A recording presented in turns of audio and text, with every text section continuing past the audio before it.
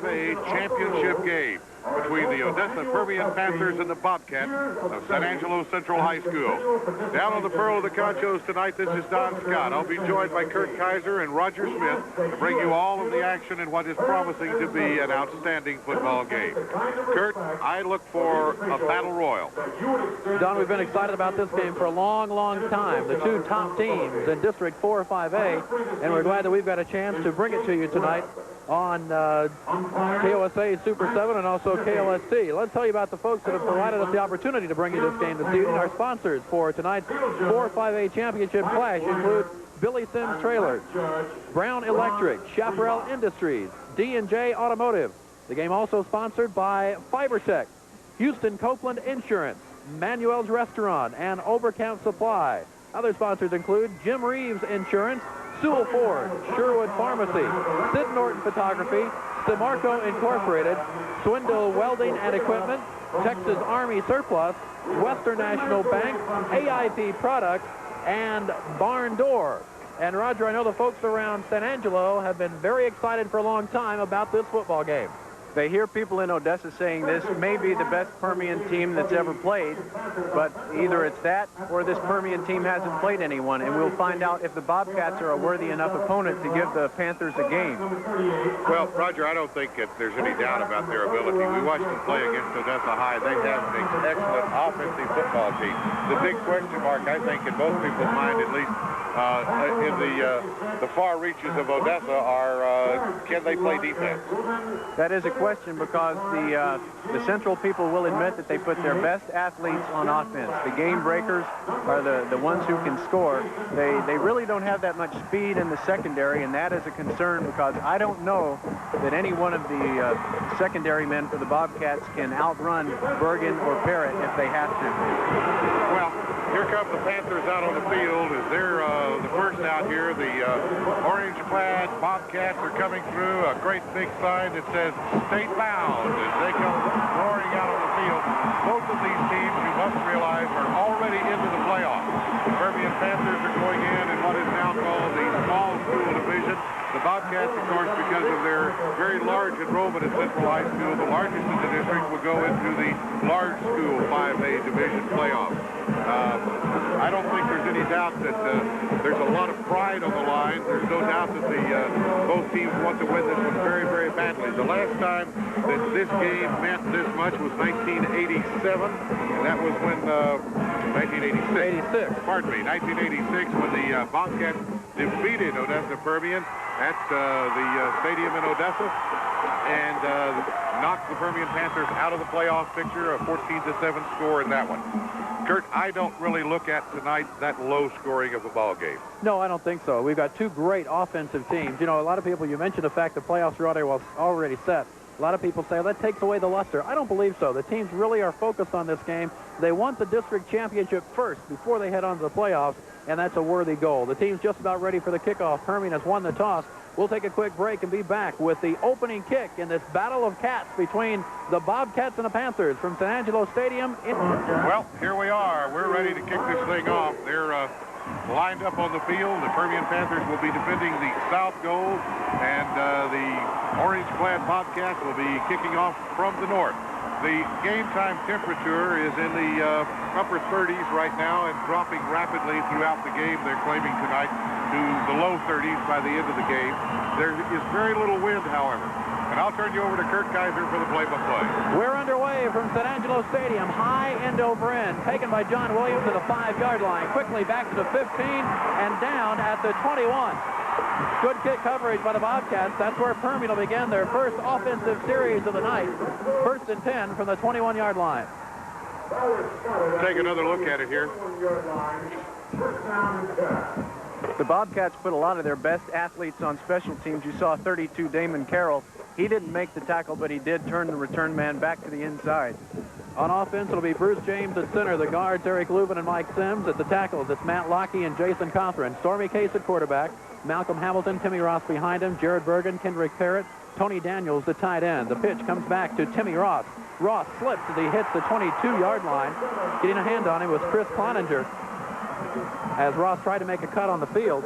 That's one thing that we hadn't really talked about. Permian used to playing on the turf. What are the questions? How they react on a grass field. They've handled it pretty well so far this season, but that's something we may keep our eye on. Roger, how much moisture did you get down here yesterday?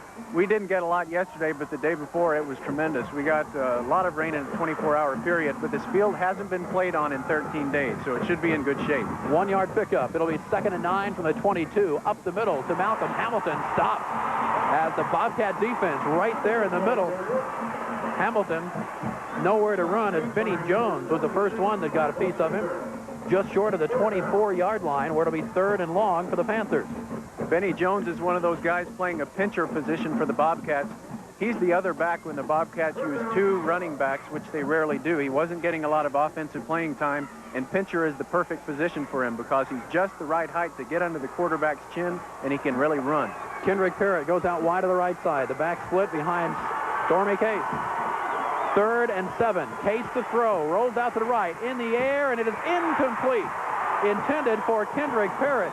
Tony Daniels also in that vicinity. Chris Cloninger defending, and the Panthers forced the punt on their first offensive series.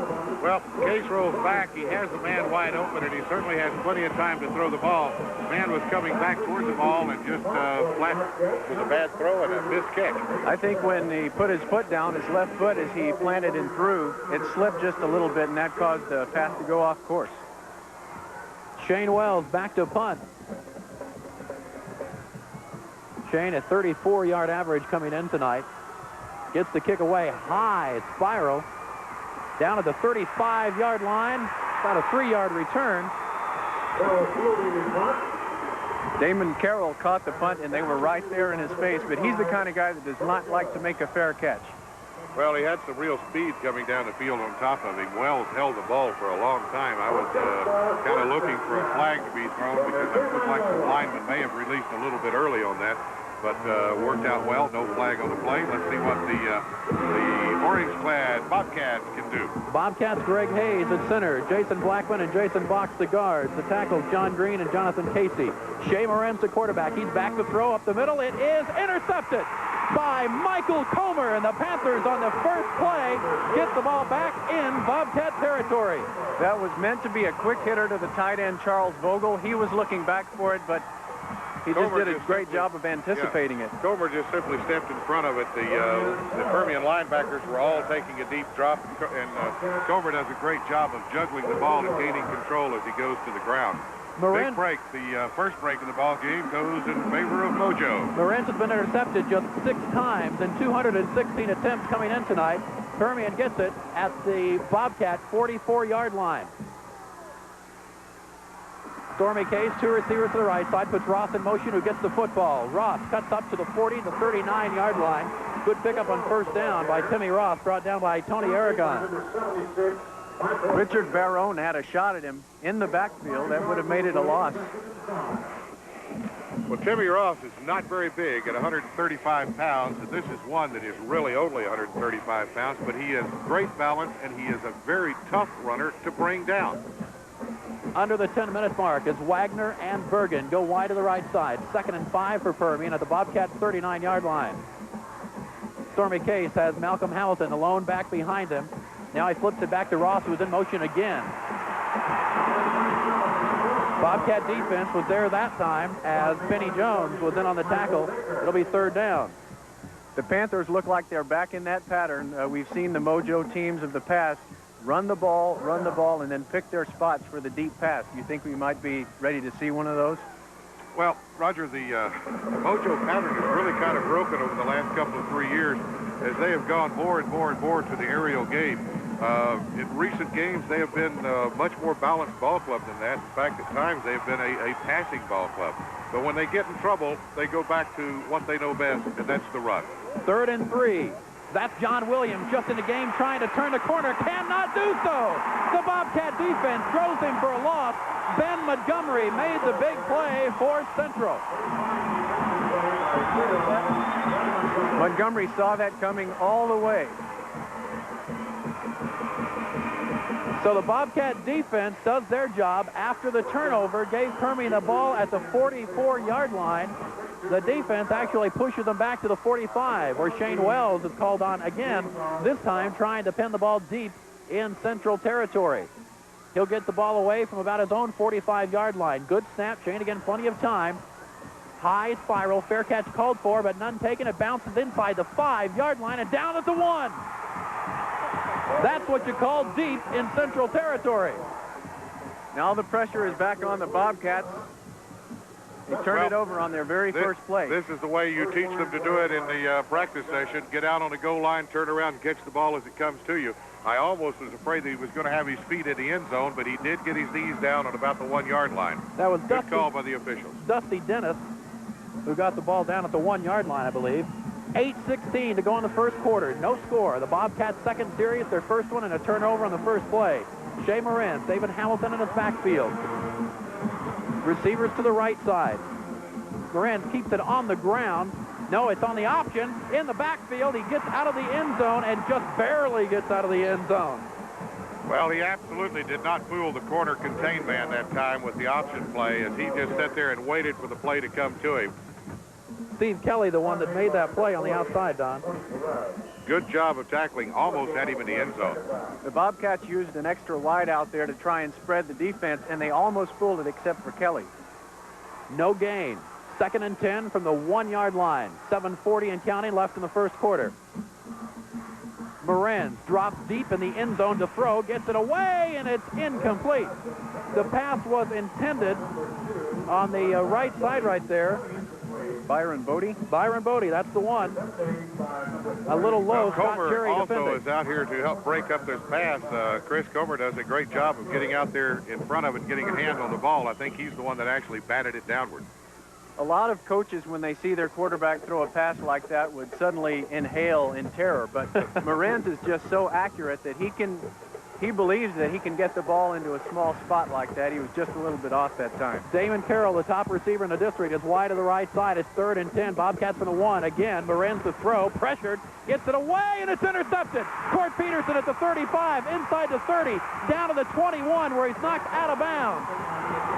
Out of bounds at about the 10-yard line, and there are 2 flags thrown in there at one time. I'm not sure whether it was a clip or what, but I would presume on a return like that, probably a clip has been called.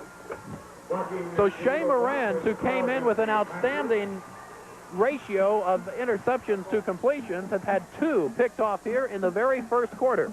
Well, give that credit of that pickoff to the man who hammered him back in the end zone as he was trying to throw the ball, because he got hit just as he released it. And it is a penalty and a clipping penalty against the Permian Panthers. Going to move the ball all the way back to the about the 26-yard line, where they'll set up shop with a 1st and 10 from the 26. For Court Peterson, his 4th interception of the year. That leads Permian. Michael Comer had one earlier, his 2nd of the year. Permian has not yet picked up a first down. Well, but they have moved the ball down the field through turnovers. Yeah, defensively, they have played very well. Offensively, the San Angelo defense, which was the question mark, was absolutely stuffed. 7 minutes, 34 seconds left to go in the first quarter of play. Stormy Case brings the play in from the sidelines as Kendrick Parrott will go wide to the right side. Permian their best field position at the 26-yard line of San Angelo Central.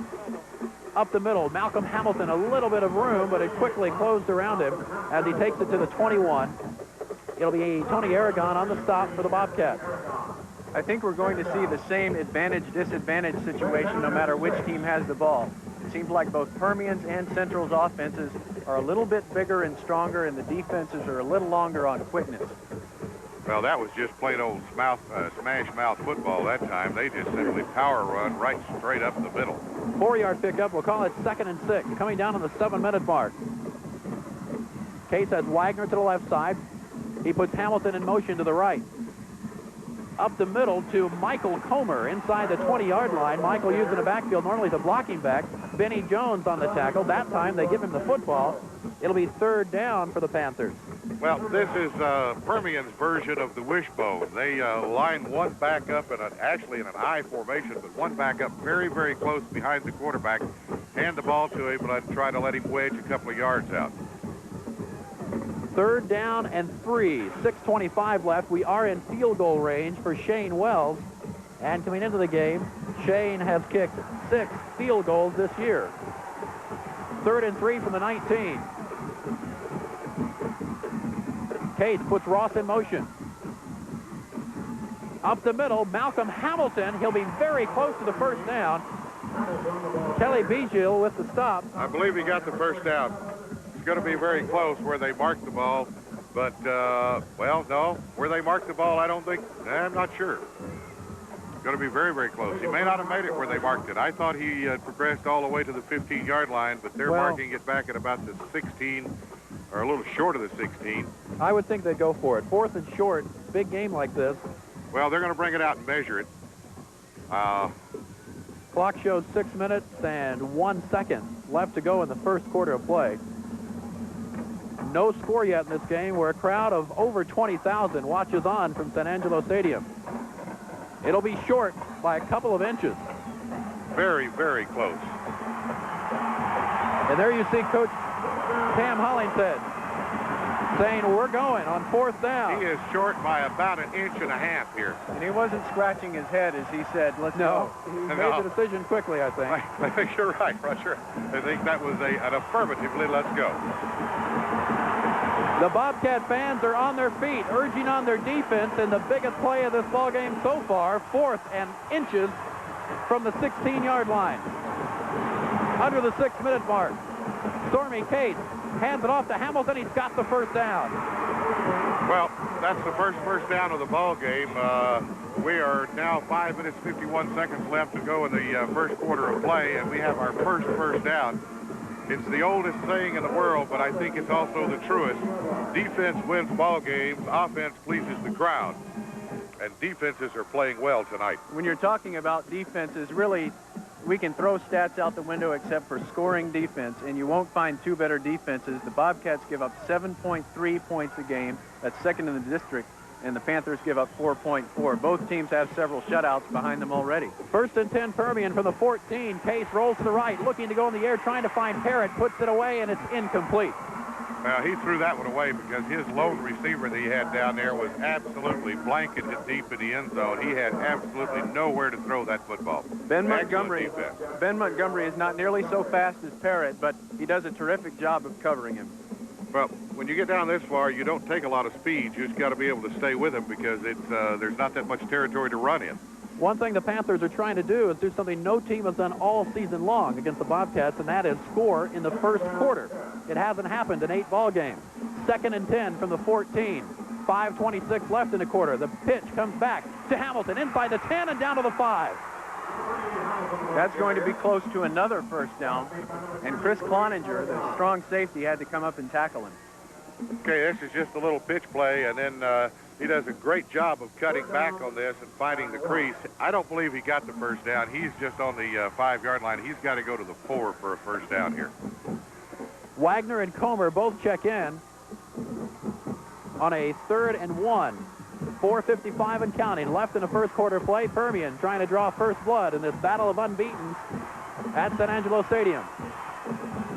Case back to Hamilton up the middle. He has the first down. It'll be 1st and goal Permian as Malcolm Hamilton takes it to the 3-yard line. Malcolm Hamilton's been the workhorse on this drive.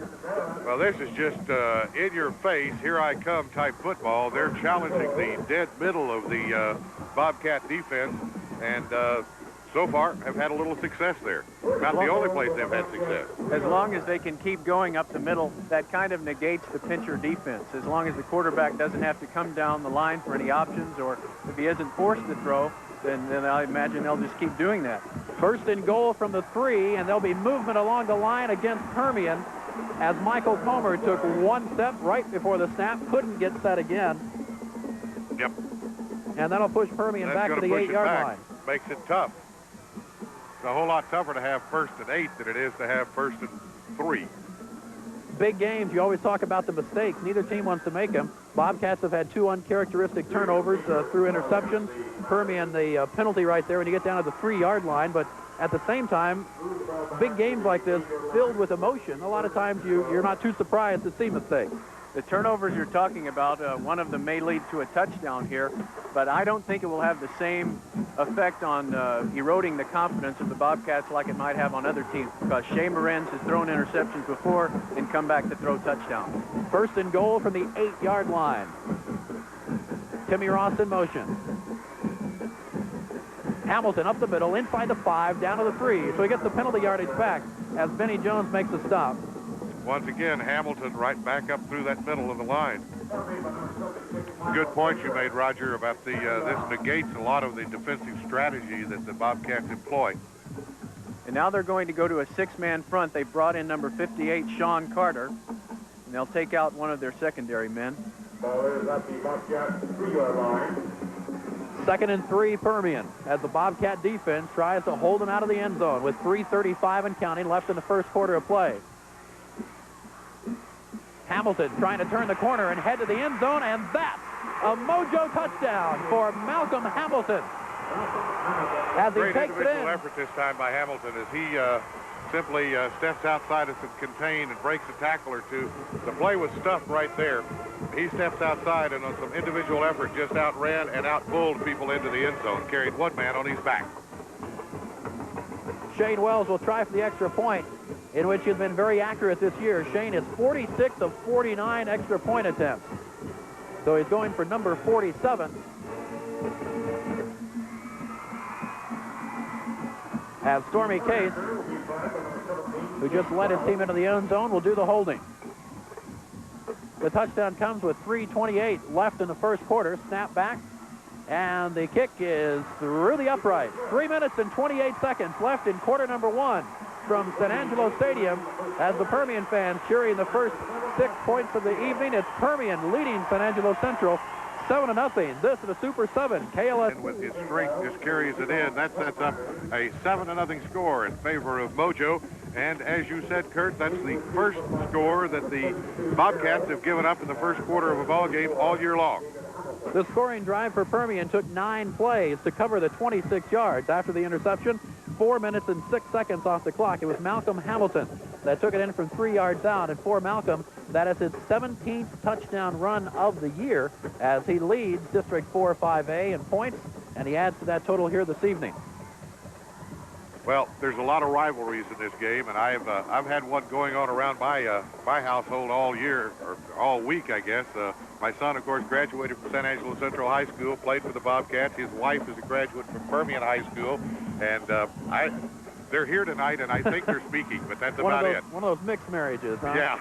There's the kick by Shane Wells, brought in by David Hamilton. Hamilton Whoa.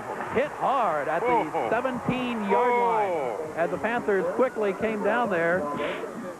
Hamilton is a straight-up runner who's been able to make people miss all year long, but you can't make someone miss when someone has your ankles tied up, and Boy, here I comes tell you his what, friend. this hurts. I guarantee you this hurts, folks.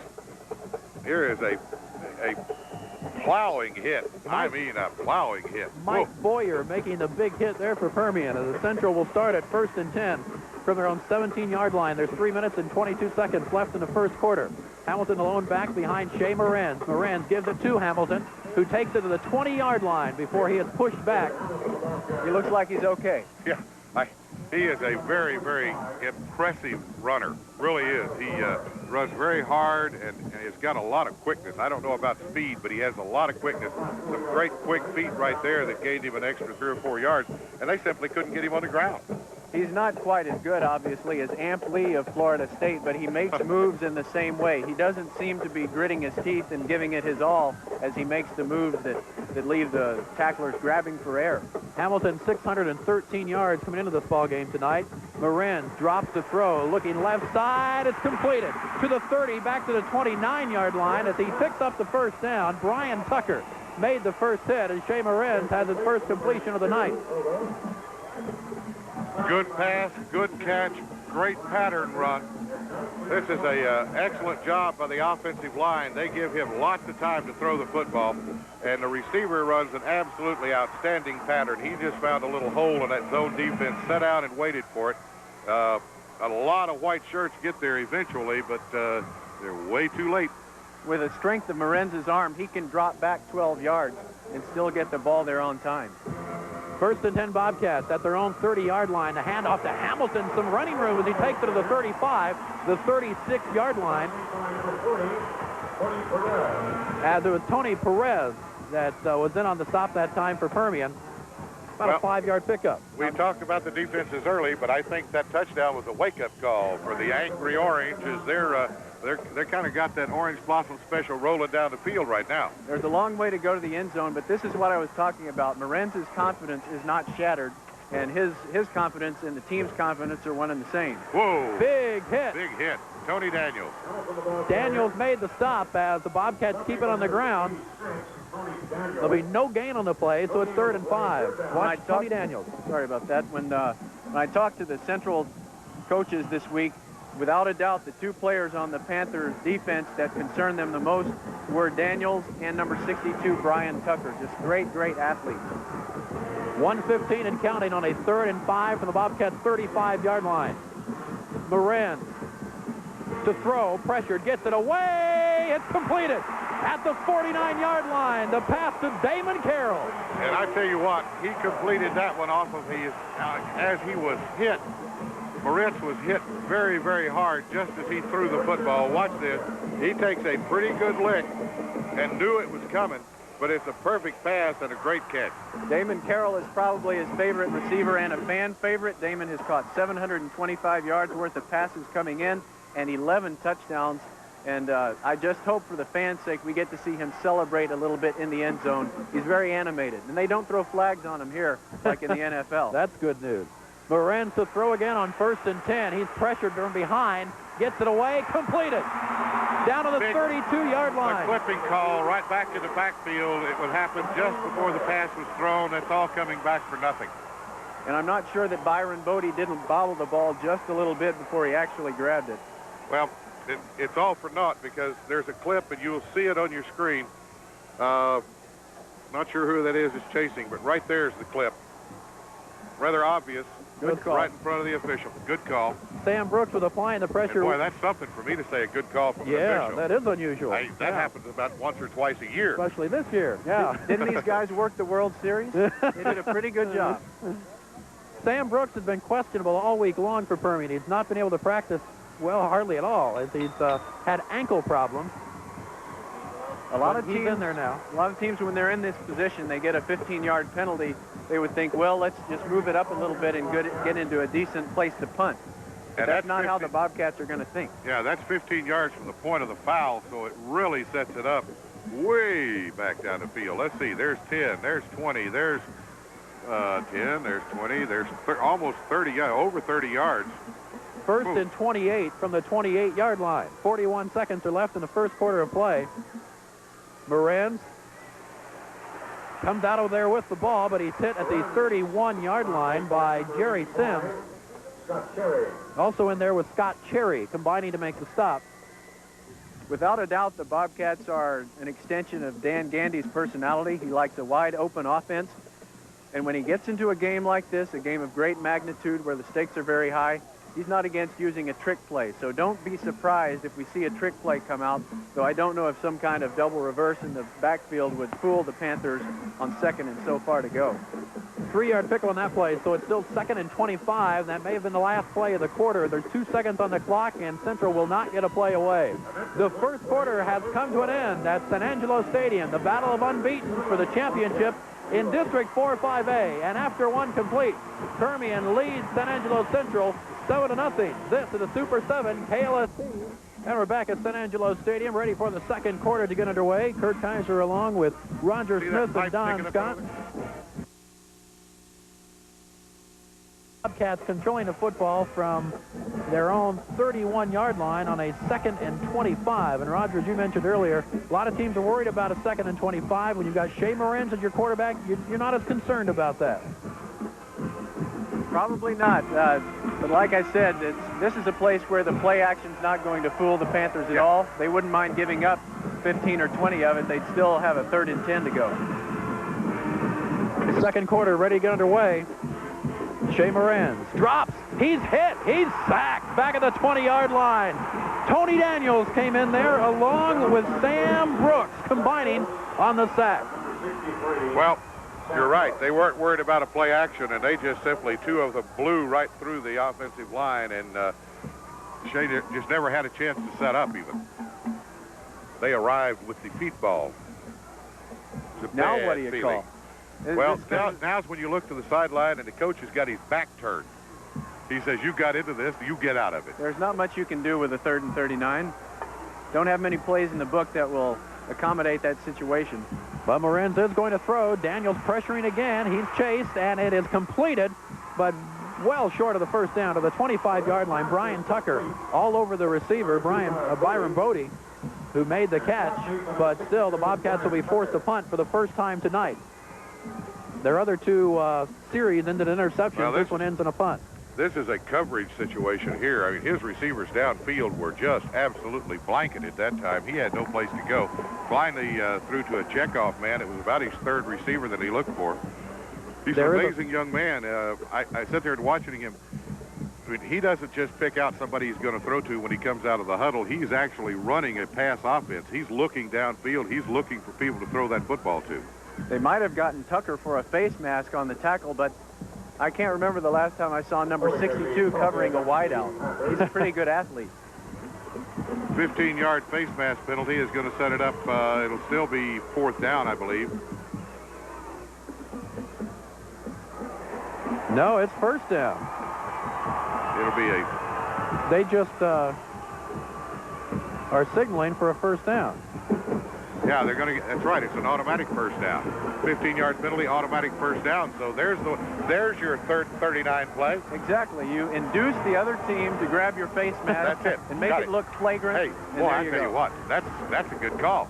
I have to remember that one. Coach needs to write that one down. That's a great call. So it's 1st and 10 Bobcats from their own 37-yard line after a big penalty.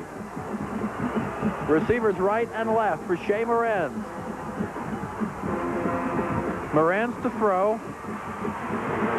Daniels chasing him, can't get him. Morenz will go down the sidelines and pick up a first down, or at least be very close to it. Now, guys, I know this has nothing to do with the strategy of the game, but Panthers is not a Native American type nickname, and yet I hear the Florida State team. I see the tomahawk chop over there. How did this start? Is this new? That's I'll tell you what, a subsidiary of Mojo, I think. I'm not sure. The last 4 ball games that we've done, somebody has started this crazy chop thing. The chop has replaced the wave. I'm beginning to love it almost as much as I do the wave. The wave's been around since '84, so the chop got looking at the 21st century. 2nd and 1, 9-yard pickup for Morenz on the ground. Now he'll go to the air and complete it for a first down. The catch by Marcus Bibbs will take it into Permian territory. Steve Kelly makes the stop. Marcus Bibbs is a kid who has a tender left hand because the skin between the pinky finger and ring finger on that left hand was split open by a Shea Morenz bullet.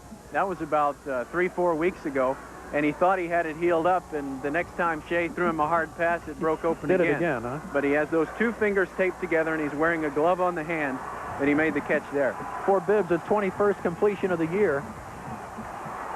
1st and 10, Central at the 47-yard line of Permian. Morenz hands it off. In the backfield, Hamilton with room. Hamilton the first down as he takes it to the 35-yard line. That's his Hamp Lee imitation. Steve Kelly the stop, but not before the Bobcats go deep into Permian territory at the 35. We see thus far in the game, the Panthers have a 7-0 lead because the Bobcats helped them out with a couple of turnovers early. But the Bobcats are blocking the Permian defensive front as well as Permian is blocking Central. Pardon me, they're both doing a great job on the offensive line at this point. Under the 10-minute mark, Morenz runs with the ball. Hit and down on a big tackle by Hubert Collins that picked Shea Morenz up and threw him to the turf. Regardless of how the rest of this game goes, Shea will already be sore. Oh, yeah. This is a WWF move that I think Hubert Collins learned. Up and down. Boy, that was a smash. That's a 3-yard pickup that Shea Morenz will field tomorrow. Yeah, they gave him 4 yards. That was worth an extra yard just to take a hit like that. Goodness. 2nd and 6. There's a little intensity in the hitting. 9:15 and counting. Morenz pressured. Gets it away. It's incomplete. Intended for Damon Carroll. It feels like he was interfered with. No flag will come out. Tony Perez defending on the play. It'll be 3rd down. You see that Morenz is almost like Dan Marino in his ability to just make one step one side or the other and evade a very tough rush like the one he saw right there. Well, he is certainly an outstanding athlete. I don't think anybody doubts his ability, because we saw it last year as a junior. And certainly people all over the state are talking about the young man. I think he is a Division I college prospect. Which college, I have no idea. But he's headed somewhere. 3rd and 6 from the 31-yard line. Marins gets it away across the middle. It's completed inside the 20, the 15, down to the 10-yard line. Nearly picked off by Michael Comer. Instead, Marcus Bibbs makes the connection with Shea Marins, and the Bobcats have it deeper into Permian territory. For just a second, Marcus had a look what I found look on his face, but then he was heading for the end zone. Well, you missed it on the replay, but believe me, Shea Marins paid a big price for completing that pass, because he took one right in the middle of his rib, underneath his arm, and that had to hurt. The Bobcats have it 1st and 10, just inside the 11-yard line, so they could pick up a first down without scoring. It'd be tough to do, but they could do it. 8:45 and counting left in the first half. Bobcats trying to come from behind. Handoff to David Hamilton, thrown for a loss of about a yard. They had 2 tight ends on that play, probably thought it would work better. The Bobcats have a rushing goal of 200 yards a game. They have that goal not for any imperatives, but just to have a goal. They've only met it once this year, so it doesn't seem to bother them too much, but I think they would want more production out of a play when they bring in a second tight end. Brian Tucker making the defensive play that time for Permian. They spot the ball at the 11, where it'll be 2nd and 10, still at the 11-yard line. 8:10 and counting left in the first half. Marins to throw into the end zone. It's completed. The Bobcats have scored. The touchdown pass to Damon Carroll. The official says, "Give me the ball, son. Don't get overzealous." But how can you blame him in a situation like this? Boy, I tell you what, that official's hand sure did go to his pocket there. I thought he was going to get one. There is not a specific rule in high school football that prevents a demonstration in the end zone, other than one that is against taunting. So the extra point is good. Nearly blocked off the foot of Byron Bodie. But the only thing I think they could ever penalize him for would be delay of game. Let's watch the touchdown one more time. The pass completion from Shea Marins. It's a trips left formation. And again, number 62 covering a wideout. Tucker's a terrific athlete, but he can't cover Damon Carroll by himself. Well, when they get to that trips with Permian's defense, they have to walk a linebacker out to cover the inside man. So if you set the inside man as a good wideout, you're going to have a linebacker on him, and that's the coverage they've been able to work and set up. If you're going to look for a trend here, I would say the Bobcats have at least shown they can take the Panthers' best shot and come right back. The scoring drive for San Angelo Central started in the first quarter from the 17-yard line. They took it 17 plays, 83 yards in 7 minutes and 19 seconds. And the biggest play of the drive would be the face masking penalty against Permian, which prolonged that drive. With 8 minutes and 3 seconds right now, we've got a tie ball game at 7-7, which is just what you would like to see when you have a battle of 2 unbeaten playing for district championship. It's been exciting. Good ball game. It had been a game of field position up to now. The Bobcats, until that scoring drive, were not able to get it in the Permian end of the field. Now, if Bodie can kick it deep and they can cover it well, suddenly Permian will have to start operating with its end zone close by. There's a kick from Bodie. Will be taken at the 5-yard line. Back to the 15, the 20, right up the middle to the 35-yard line. A nice return by John Williams, I believe, but I can't really see the number. It's hidden inside him. Okay, instead, that was Alan Strambler who returned the ball. Strambler. Seems I've heard that name before. Yeah, but you heard it wearing a Lee Rebel That uniform. was Ferris Strambler, and down here near San Angelo, there was a fine running back named Terry Strambler for the Ballinger Bearcats. So Permian will start at 1st and 10 from their own 35-yard line. Parrott and Bergen both go wide to the right side. under the 8-minute mark. As the pitch comes to Timmy Ross, who nearly fumbles it, but goes ahead just short of the 40 before he's brought down by Kelly Beagill and Benny Jones. Very important that Kelly Beagill is going to be in there. He ran into Tony Aragon, the Bobcats middle linebacker, during Tuesday practice, got a bruise on the knee. Actually, it was a strain of the medial collateral ligament, and it was a question up until game day whether he'd be able to go. And if he isn't able to go, then they have to do a lot of shuffling in the secondary and put guys in positions they don't like to put them in. The medial collateral. Thank you, Dr. Smith. Medial collateral is always better than anterior cruciate. You betcha. I see. Yeah, all right. 2nd and 5 from the 40. Case to throw, has a man wide open. Tony Daniels down to the 42-yard line. Stephen Roloff tripped him up. The completion takes it into Bobcat territory. And Roloff is the tackler of last resort for the Bobcats. He's playing free safety, and they want him to play a true free safety. Unless there's a receiver that he has to cover all by himself, he's the last guy. And if Daniels gets past him, he will probably go for 6. 1st and 10 Permian at the central 41-yard line. 7 minutes to go in the half. We're tied 7-7. Wagner and Bergen both wide to the right side. Hamilton will get the football. Hamilton spins inside the 40-yard line and pushed back to the 39. Well, he tried just one time. One move too many that time. Richard Barone, the pitcher over here on the left, had a shot at him. Number 40 does the pirouette. There he misses him. And then the other teammates turn him back in. And Barone says, I'll just stay here. And he gets a part of the tackle.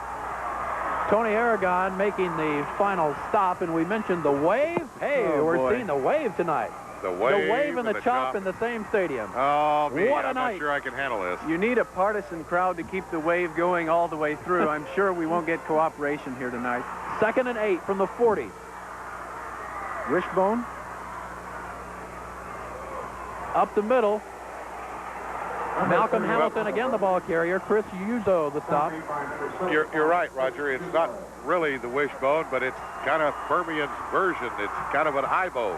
Kind of a broken bone. They sent one of the guys in motion. Well, yeah, but they line him up in an eye, except that they line that front one up so close behind the quarterback, he's in the same position as a wishbone tailback.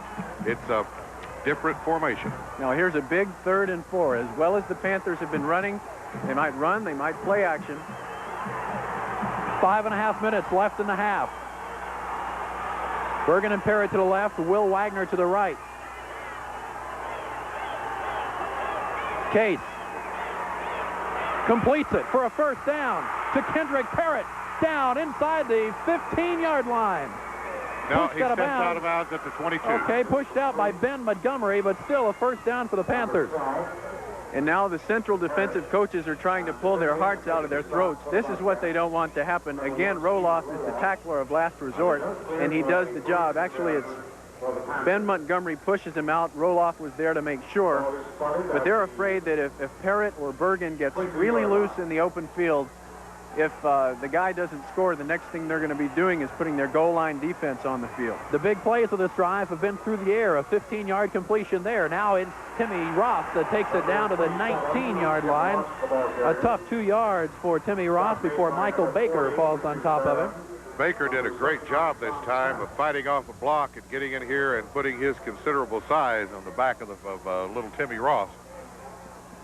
That was a mismatch all the way. Timmy 648 yards coming in, but he averaged 11 yards per carry. 2nd and 9. They spot the ball at the 20. 4:45 left in the half. The pitch comes to John Williams in the backfield for the first time, knocked out of bounds at the 15-yard line. Now they say the 16-yard line, and the Panther fans think there was a hit perhaps a little far out of bounds as Bowman made the stop. Tony Aragon was lucky he didn't get the flag right there. Well, I was going to watch this real close on the replay and see what happened here. You know, yeah, he's clearly out of bounds when he hits him. But he pulled off of him. He didn't try to hit him hard out of bounds. He went to his knees, tried to pull off of it. With the benefit of the replay, I think he did the right thing not throwing the flag. Isn't the replay a great thing? Oh, yeah. 3rd and 5 from the 15-yard line. 4:37 to go in the half. Permian trying to break the tie through the air. It is completed to Tony Daniels down to the 14. It'll be short of the first down. Chris Cloninger hangs on him. It'll be 4th and 3 facing the Panthers. Strong safety Cloninger is always going to be on the tight end. And Daniels is so tough. It's just, he did a terrific job just pulling him down here. Well, Permian is going to take a timeout and talk about this thing. They don't know whether they want to try to kick it at this point or try to go for the first down. It's 4th and it's 3 long yards. With a timeout on the field, 4 minutes and 17 seconds left to go in the first half. We'll take a timeout as well. Our score has Permian and San Angelo Central all tied up at 7 apiece. This is the Super 7 KLSC. He had 6 of 7. His longest of the year, a 44-yarder against the Lee Rebels. The ball will be spotted at the 21-yard line, so a 31-yard field goal attempt by Shane Wells. Stormy Case the hold. Snap back, ball down, kick up. It's long. It's going to the left side. It is no good. Wide to the left for Shane Wells, and the Bobcats have held Permian out. Well, big morale booster for the Bobcat defense as Permian drove the football a long ways deep in their territory. But when they had to, they were able to stop them, take over the football. 4 minutes, 12 seconds left. When you've got a passing, wide-open offense like San Angelo, you can go a long ways in a hurry. I think Permian missed out on 2 goals there. They not only wanted to score, they wanted to score and not leave a lot of time for the Bobcats to bring it back down the field. And here they come with a trips formation to the left again. And Shea seems to have his arm warmed up. 1st and 10 from the 14-yard line. Marin's on the option. Now looking to throw. He's pressured. He's surrounded. He leaves that. It's intentional grounding if I ever saw it. Intentional grounding. It's coming all the way back here, Fred. There was nobody That's going to be around. down on the goal line. He was almost in the end zone.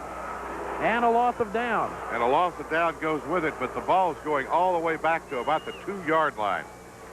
Shea might have been able to convince the official that it really was, he was trying to make a legitimate completion, because Hamilton, 34, you see him down there at the lower part of the screen. If he had thrown it in the dirt at his feet, they there's might another have... flag down way back upfield here now. That may be an offsetting penalty. We'll have to see what the call is here. Then again, it may be that every official saw it. Yeah, and everybody threw a flag. Laundry time. I think they're good enough for the lineman downfield on that play. Lineman downfield on a play, a intentional grounding on a play. Intentional grounding, loss of down, and it is going to be down on the 1-yard line. Boy, So, that's a big, big penalty. This will be the second time tonight the Bobcats have started from the 1-yard line. They did it earlier and got out of that one. Time to call the face mask play. That's Yes. it. Face mask play. Now it's painted into a corner as the Bobcats offensive coordinator Kyle Gandy, son of the head coach Dan Gandy. Again, he probably doesn't have many plays in his bag for a situation like this. 2nd and 29 from the 1-yard line. Moran to throw out of his end zone. It's incomplete. As he tried But they to had find the- Charles Vogel. They had that same coverage again. Once more, Tucker is getting to play a lot of pass defense out of his linebacker status. He's covering a man about 20 yards back down the field, and he is the only man on coverage there. I noticed they took him off Carroll and they put him on Charles Vogel, the tight end. The clock stops with 3 minutes and 58 seconds left to go in the first half. Permian and Central all tied 7-7. The Bobcats faced with a 3rd and 29 from their own 1-yard line, lining up in their end zone. Moran trips as he comes back from center but gets away. The pass will be knocked down, incomplete. That was Well, Eve a lot Kelly of fans- defending. A lot of fans on that one are booing it. They wanted a pass interference. Let's take a look at it again here. Looked like to me that perhaps both people were going for the football. Very definitely. He's got his eyes on the football. He isn't looking at the receiver. Now the tough job here is to get a kick away when the line of scrimmage is the 1-yard line. He'll be right at the back of the end zone. And if he steps out, it's a safety. And he has got that back foot right on the line. Will Wagner is at his 45-yard line. Wagner will take it at the 41. Need the block. Now trying to go outside. And it'll be down inside the 40-yard line. So really, the Bobcats do about as good as they can to get out of that. Cody Avance kept the punt in the air for a while, and it looked there for a second like he called a fair catch before taking it and running. I saw the same thing. I'm glad somebody else noticed that. I really thought he called a fair catch, but evidently he did not. And now again, Permian has the ball in a place where they can not only make it a goal to take it down and score, but also take it down and score with little time left. We're getting a penalty against Permian, offside to preliminary indication. Well, the coach is out there, and he's mad because I think he thought that he saw a fair catch also.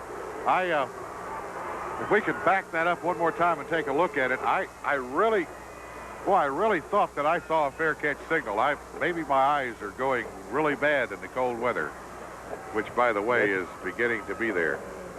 He had taken his hand down by the time our camera panned over to him, but I believe I really thought that he did a fair catch signal. Evidently, that's not the call. They called an offside penalty against Permian down there. And Coach Dan Gandy is indeed hot, and I mean hot because he's in shirt sleeves. Yeah. He doesn't have a sweater on. That's hot. No jacket. And believe me, it's cold. It looks like he's playing golf in July. There's Will Wagner. High snap. Gets it away. Good punt.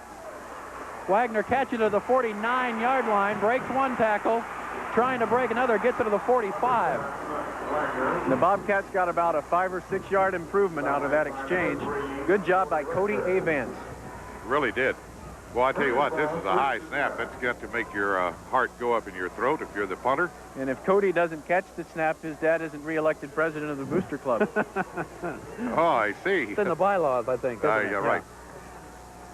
So the Panthers have 3 minutes and 27 seconds to try to break this tie. And they will start it in good field position from the Bobcat 45-yard line. Kendrick Parrott is the receiver to the right side. 3 in the backfield. Now it is Wagner going out wide to the left and Bergen also to the right. Movement along the line. Bobcats get back. Long count by Stormy Case. Pitches the ball back to Timmy Ross. Gets a nice block and cuts up inside the 40. It is Chris Uzo with the tackle that time for the Bobcats on a quick burst by Timmy Ross. Ross has that forward lean. You always like it in a running back.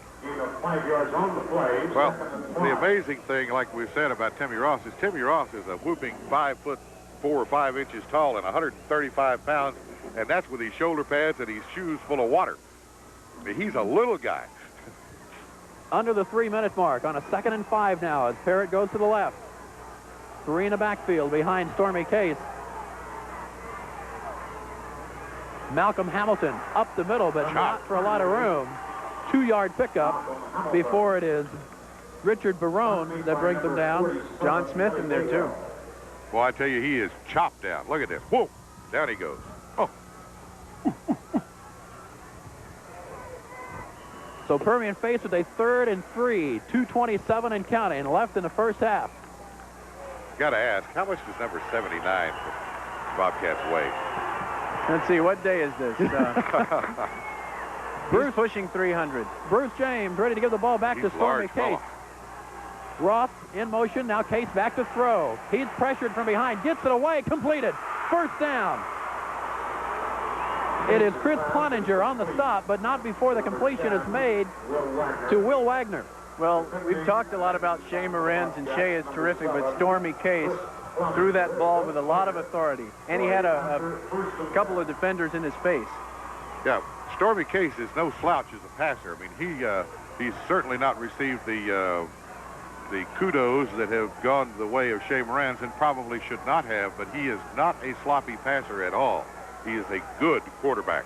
1st and 10 Panthers at the Bobcat 27 with 1:45 left in the half. Case, as the flag flies, sprints out to his right side, now comes back up the middle with the football. Is brought down by one of the Bobcats and one of his own teammates. Looks like it'll be holding. No, it is offsides against Permian. Motion penalty. 2 men in motion at the same time. Let's see if we can see that. Yes, both backs were moving before the ball was snapped. Can't do that. Thought it was the CFL. Right, except that the field's the wrong size. Oh, but, you know, we could rip up this track and well, it's a moot point. That's another story. Let's not start that. And it took a long time to get this track, so. Leadership was a call on the Panthers. Pushed back to the 31-yard line where it'll be 1st and 15.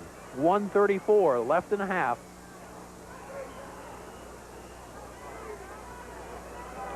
Well, this has been all that it was billed up to be. It has been a slugfest. These are two heavyweights, and they're battling. And I have no idea who has an advantage at this point. Stormy Case. Incomplete. Intended for John Williams. Pass well away from him at the 35-yard line, so it'll be 2nd and 15. Clock will stop with 2 minutes, or make that 1 minute. 1 minute and 14 seconds left in a half. There are 3 orange shirts around this ball when it's delivered, so he did the right thing. He threw a ball that probably couldn't be caught by anyone. Your attention, please, a dark-colored Monte Carlo, license number 646 PDU. You're blocking. Permian scored first in the first quarter. Central came back, tied it up in the second. We're late in the second, still tied at 7-7. Case drops, has time. In the air, incomplete. Knocked away and almost intercepted. Chris Cloninger did it again. Almost intercepted 2 or 3 times. This ball had a life of its own. Pass intended for Tony Daniels. Third down, 15. Let's watch this. There is a almost reception, almost interception.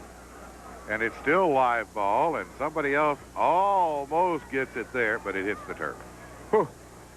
So it's still 3rd and 15. The ball is still at the 32-yard line, but now it'll be 1 minute and 7 seconds left in the half. Bobcat fans come to their feet again, urging on their defense.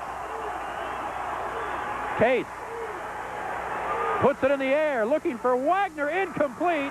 Now there is pass interference. I was ready to say no pass interference. The Bobcat defender on the play was not looking for the football. Right, that was his mistake. He turned his back on the football, and that will get you every time. If he had kept his eyes on the football, his coverage is there, and I don't think he would have ever been flagged.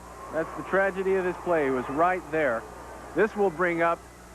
They're moving the chains, but I thought it. No, it's a 15-yard penalty and an automatic first down in high school football. Okay, with the automatic first down, they have it. If there was no automatic first down, it would have been right at the need stick. Pass interference is a 15-yard penalty, automatic first down, or the spot of the foul, whichever is less, but it's an automatic first down either way. How's that? Okay. With that decided, the ball's at the 16-yard line, where it's 1st and 10. Again, you have crystallized my thoughts. 101 Or mesmerized them, one or left the in the other. half. And Stormy Case called the timeout. He was trying to get Jared Bergen set behind him, and he wisely called a timeout if they weren't too sure what to do. Might as well use it now. That'll be still 1 timeout left in a half, and there's 1 minute to go. I think Central at this point, I know they're a little mad at themselves for the penalties that they've committed to help keep Mojo Drives alive here, but they have to be happy if they went into the half 10-7. If they can keep the Panthers from getting into the end zone, maybe force them to kick a field goal, they'd have to be happy with that. Well, I think, anything of that nature would be a huge moral victory for them, at least at this point. The time of possession has to be whopping in the favor of the Panthers, I would think. Yeah, early on, Permian had control of the ball much of that first quarter. And you saw Dan Gandy there a second ago talking to his pitcher, Benny Jones, and yes, he's probably trying to set an example and say, guys, it's not cold out here. I have the golf shirt on. Well, he hasn't convinced me. I don't think the players are feeling any cold, at least not the ones on the field. Now, the ones on the sideline may be feeling cold, but not out on the field. And I've been more uncomfortable at track meets in March in the stadium. 1st and 10 Permian at the Central 16-yard line. Case to Timmy Ross, who spins to the 15, but that's it. Gains a tough yard. Late flag. Kelly Bahill made the tackle. I think they got a face mask. I thought I saw it early. If it is, I don't think they can call it the big one. It's got to be the little one. Right there. Yep, little face mask. But when it happens on the 15, it's a big. big face mask. No, they called Yeah, they called the 5. little one. Yeah. They called a 5-yard face mask. Penalty on the violation of face mask. Well, it had to be a little face mask. Timmy Ross's face mask That's is right. very big. Not very big, yeah. All right, right. Okay, we got that down. Still first down. This time it's 1st and 5 as there's 45 seconds and counting left in the first half of play.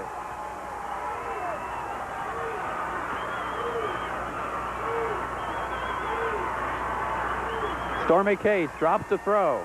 Brings it back down. He's being pressured. Looking for Wagner in the end zone, and it's knocked away.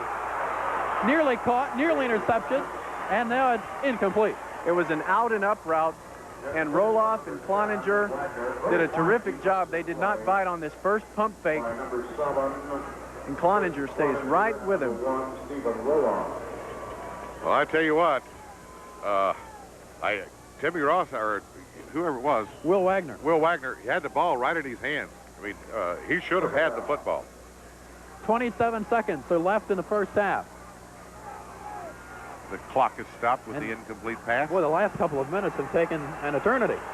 Yes, Or maybe it's just I'm getting colder. and my feet keep getting colder.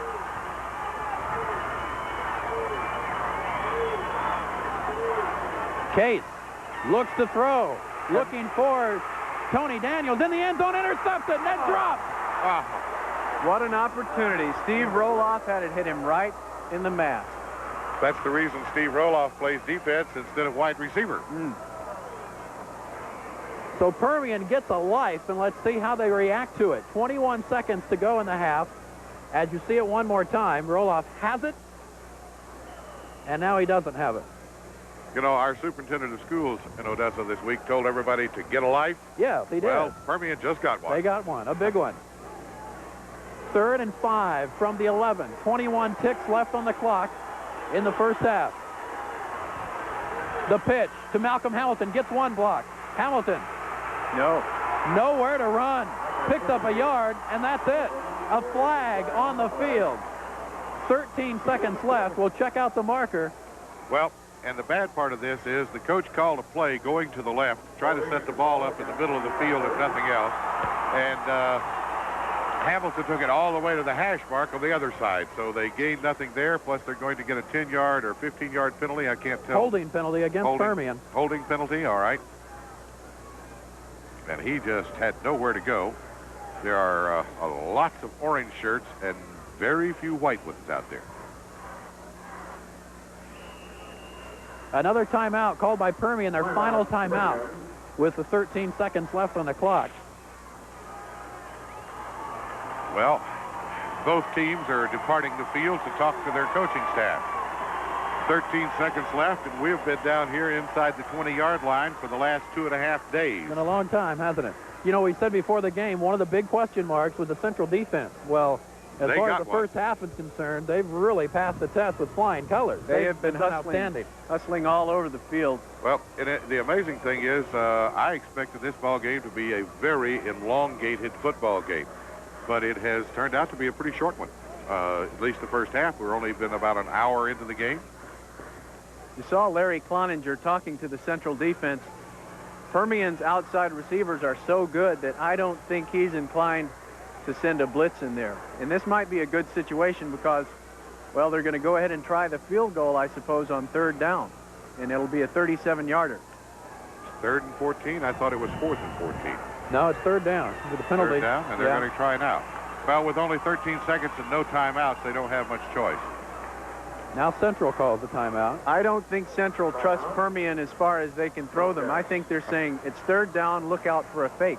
Because if Permian does fake it and throws incomplete, all they have to do is try the field goal again. On the 4th down. On 4th down. Very good. So Shane Wells, who missed a field goal earlier on in this football game, will try it again, apparently. Shane is now 6 out of 8 in the field goal department.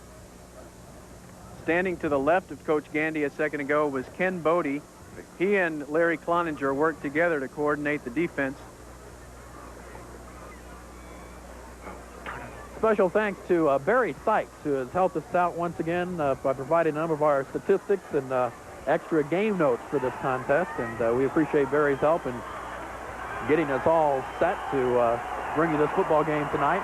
Don, if we were going to take the field goal as a given, they got a break with a penalty because they're closer to the middle of the field than they would have been had the play stood. Snap back, ball down, kick up, high, long, and it is wide left. No good. Jay Wells missed it to the left.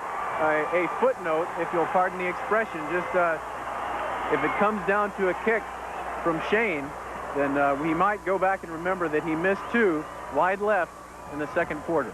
Well, he missed 2 in the second quarter, Roger, but he has been extremely accurate all year long. So very, very out of character for him. Football is cold. It's harder to kick. And it really does make a difference. There's 8 seconds left in the first half of play. This doesn't look like a defense. It looks like a kickoff receiving formation for the Panthers. I think they're looking for the long pass. The deepest safety is more than 30 yards from the line of scrimmage. And he kneels. He has nothing to do. He says there's nothing to this, folks. He just has a longer... 7-7 tie. What about it, folks? That'll wrap us up for the first half. Stay tuned. Our halftime show with the marching band coming your way in just a moment. After 24 minutes of football, we're all deadlocked. Permian 7, San Angelo Central 7. This is a Super 7 KLST. Has the halftime statistics. Well, I only have part of the halftime statistics because I'm not smart enough to operate the computer. And our computer operator is coming this way right now, and as quick as he gets here and gives me the both team stats, then we'll be in great shape here. While we're waiting for that, let me run down the scoring from the first half of play. Permian started this ball game with an interception of Shea Morin. They did not move the ball in the first time. They actually gave it back on a punt, but then a second interception led to a touchdown. That ended in a 9-play drive, 26 yards, 4 minutes and 6 seconds. Malcolm Hamilton, a touchdown of 3 yards out. Then San Angelo Central, 17-play drive, 83 yards, 7:19. In the second quarter, it was a Morenz to Carroll pass that tied it at 7-7. That's where we are right now, and some brief stats, Don. Well, Kurt, Roger, the stats could not be any closer than the score is. Both teams have 7 first downs. The score is 7-7. And you have a total yards of 101 yards total for Permian, 94 yards total for San Angelo. So the ball game is actually just about as close as the score is. There is a little bit of difference in the way they got the yards. Permian Panthers had 55 yards rushing, 46 yards through the air. For Central, 32 yards rushing and 62 yards through the air. So really, it has been a very, very close-played ball game all the way down the line at this point. All right, that's our halftime summary. We'll be back with the second half of action in a moment. Again, we're tied 7-7 between Permian and San Angelo Central. This is the Super 7 KLST. And we're just about ready for the third quarter to get underway. San Angelo Central will get the football for the first time in this third quarter. And I mentioned the moods were a little different in the locker room. Permian had some chances in the first half, could not capitalize. The Central defense really did the job. I imagine San Angelo a little happier with the 7-7 score than Permian is. Well, I certainly think so. Permian's performance was a little disappointing, and let's see what happens here. Kurt? The kick taken at the 8-yard line. Back come the Bobcats to the 20, going down the sideline. A little bit of running room, now forced out of bounds. It was David Carroll that got the football and takes it all the way out to the 32. So a pretty good start in this third quarter for the Bobcats. And again, Don, we say it all the time, in a ball game like this, tied 7-7, the first series here, very, very crucial. Well, it's crucial for both ball clubs, of course. The Permian defense must find a way to try to contain the San Angelo offense, and vice versa. It is an important third quarter. Perhaps, though, not as important in this ball game as it might be in some other ball games, simply because these two teams nobody has established anything at this point. They're both just slugging it out from word go. First and 10 Bobcats from their own 28-yard line as the third quarter gets underway. Shea Morin has David Hamilton alone back behind him, and Hamilton gets the football and it's hit and down. Picks up about a yard before he's brought down by Ephraim Marino. I think it's important that the Cats keep the ball a while. Don, you gave all the stats at halftime, and they were very even, but time of possession doesn't favor the Cats.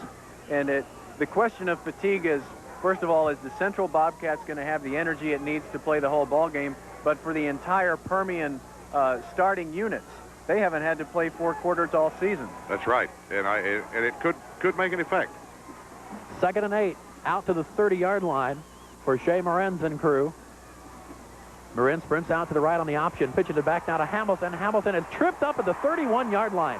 Nice defensive play made by Steve Kelly. Ryan King was trying to block Kelly, and that might have been a chance. Marin's likes to audible a lot. I'd say he changes the play at the line of scrimmage 20 to 30% of the time. The corner men were playing right up tough on the wideouts. If he had changed the play to a deep route, he might have been able to hit something long. Steve Kelly fighting off of the block very nicely to make the defensive play to trip up David Hamilton. 3rd and 7 from the 31-yard line. 10:40 left in the third. Moranz has 3 receivers to the left side. He's going to try to hit one of them. He sprints back. Across the middle, it's completed to Damon Carroll. Inside the 50 to the 47-yard line. Again, he beat Brian Tucker.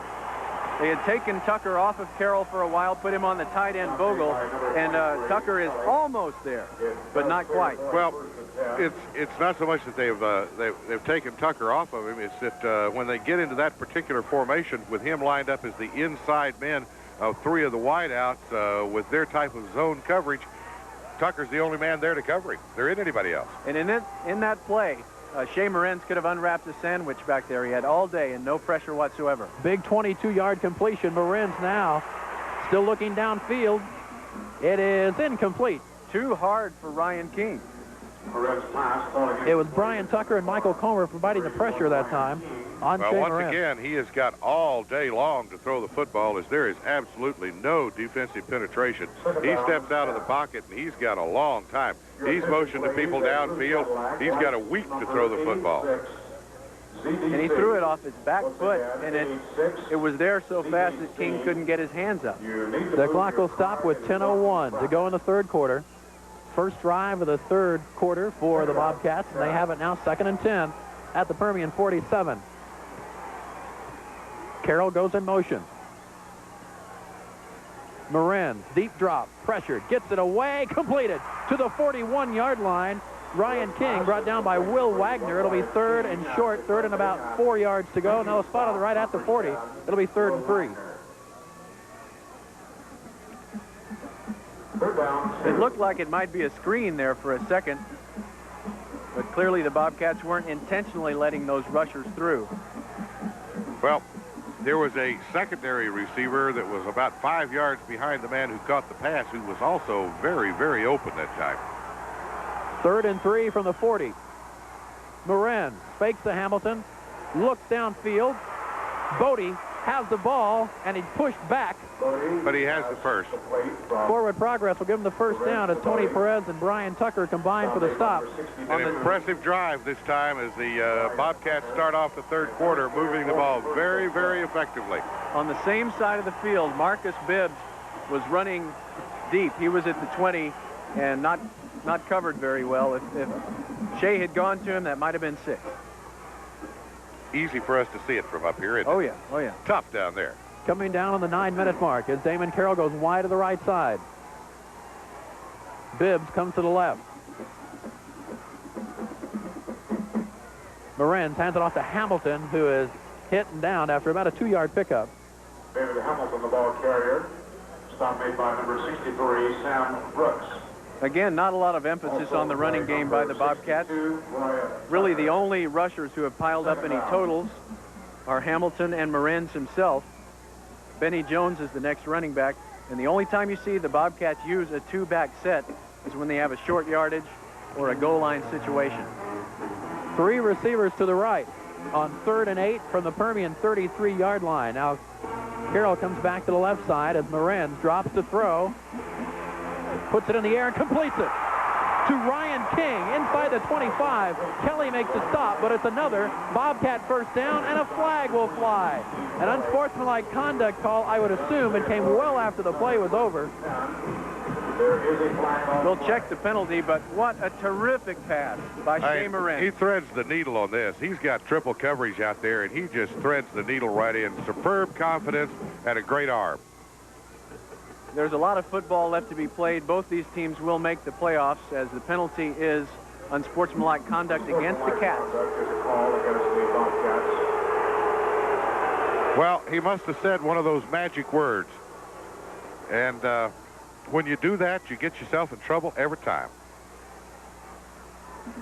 there are just certain words that you don't say on the football field in earshot of the officials.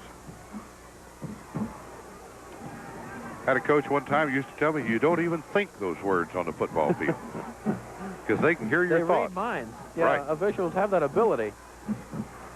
Eventually, your thoughts will manifest themselves in the form of words. Ooh, I like that. Now it's 1st and 25. So a big penalty. Instead of 1st and 10, it's 1st and 25. The ball was down to the 24. Now it's pushed back to the 38. So it'll be 1st and 25 from the 38 as we come down on the 8-minute mark. Moran fakes the Hamilton, drops, and he gets away from one tackler, drops the football, and is brought down at the 40. No, the ball was down at the 44. Yes, they said that his knee touched down when he picked it up that time. I think Brian, that's the call. I'll watch it on replay. I didn't think he did. it's Brian Tucker providing the pressure here on Shea Moran. He gets away from one tackle right there. Let's see what happens here as the knee does go down. Sure does. Tony Okay. Daniels. So the officials are right twice tonight. The officials have been doing a terrific job. They've not only made the right call, they've been very decisive about it. We haven't had some of those stand there and think about it late flags. 2nd and 30 from the 44. The Bobcats have had a number of long down situations. They've got out of a lot of them tonight. See what they do now. Moran to throw. Completed to Carroll. Down to the 20-yard line. Court Peterson to stop. Damon Carroll takes it to the 20. Now they have a very makeable 3rd down and 8. They'll spot the ball at the 19. This is some great individual effort here. He had about 15 yards. He could have run the football, but he declined that, looked for the receiver all the way, found the man open, and hit him. And anytime you give any quarterback that much time, much less a quarterback of the caliber of Moran's, you're in trouble because he had 30 minutes to throw the football. 6:40 left in the 3rd. Central threatening to break the tie. Moran drops, puts it in the air, and it's incomplete. Pass was intended for Damon Carroll, just about 2 yards over his head, and it'll be 4th down. And now it's the first opportunity at a field goal for Byron Bodie. He is the backup quarterback, and he has a range of about 40 yards, and this kick will come from 36. Bodie has kicked 5 field goals this year. His longest, 37 yards, one against Lubbock Monterey, another 37-yarder against Abilene. Well, something Mr. Wells has learned, maybe he won't learn it, but this air is cold and heavy. The ball is hard and heavy. A little different approach. Ryan King to hold, snap back, ball down, kick up, and it is no good. It's wide to the right side for Byron Bodie. As the kicking game is suffering from the weather, it's always the first thing that suffers in any kind of inclement weather, whether it be cold weather or wet weather. And it just takes a lot different feel of the football when it's cold and hard like it is right now. Central both right has now. had the ball the entire 3rd quarter as the clock shows 6 minutes and 26 seconds. They took the ball from their own 28-yard line all the way down to the 19 before the drive stalled and the field goal attempt. So Now, Permian will start it from their own 20. And the Central defense should have a higher energy level than they had before. They look like they're ready to go. Stormy Case pitching it back to Timmy Ross, who gets one block, needs another, can't find it, still on his feet, and he's brought down by Ben Montgomery. Ben Montgomery's at corner.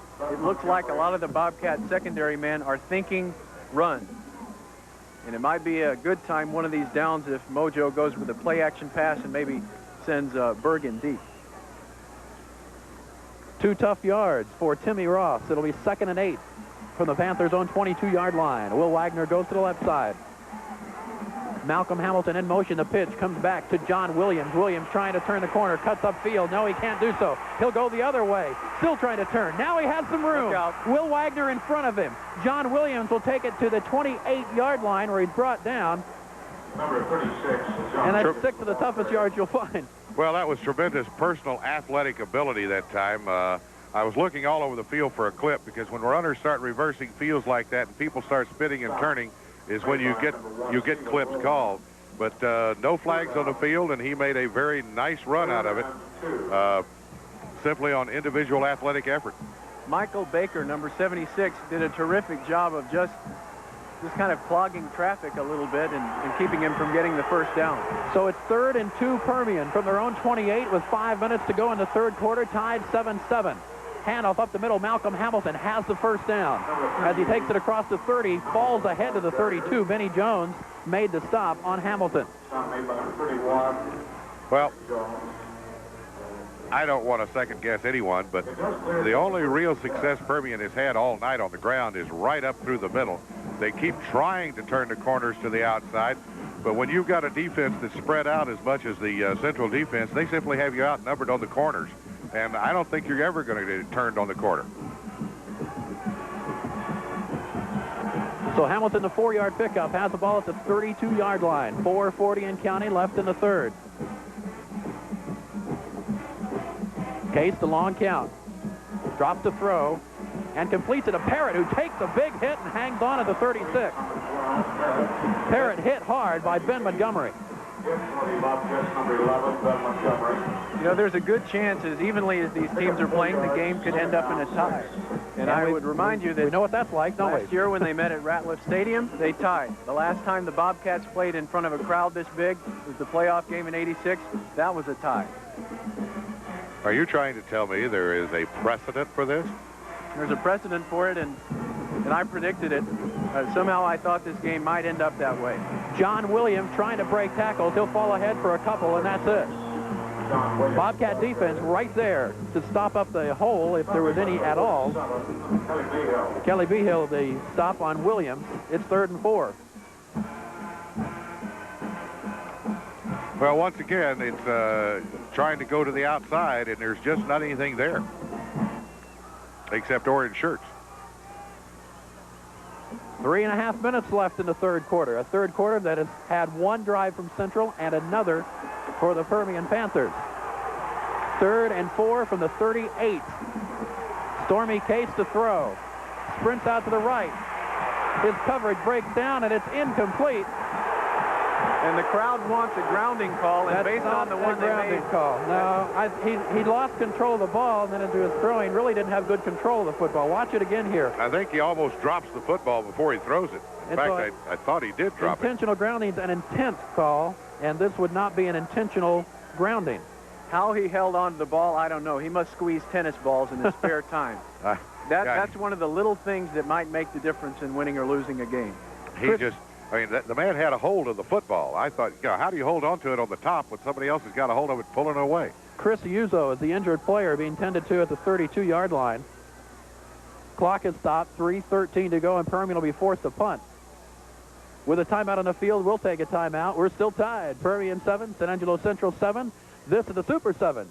KLSC back at San Angelo Stadium, ready for the Panthers to punt it out of there on a 4th and 4. As Shane Wells to get the kick away from right around his own 30-yard line. Bobcats should get fairly good field position. Shane gets the snap. Low kick. Will take a Permian bounce inside the 25-yard line, and it'll be down at the 24. So that's where the Bobcats will start it. 1st and 10 from the 24-yard line. With 3 minutes and 4 seconds left to go now in the third quarter of play. Before the break, Chris Uso came back to the Bobcat bench under his own power. He looked okay. He'll probably be back in there when the Cats go on defense again. Okay, here we go back. 3 minutes and 4 seconds, and more and more and more. This reminds me of a big heavyweight fight. Both of them just feeling it out. Nobody really able to score anything. On the draw, the ball to Hamilton, who breaks tackles and takes it up short of the 30. He'll be down at about the 29-yard line. So 5-yard pickup for David Hamilton. The Cats have the kind of passing offense where they can use the sprint draw like this very effectively.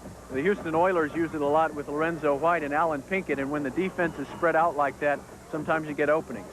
He was maybe one tackle break away from getting a big gain.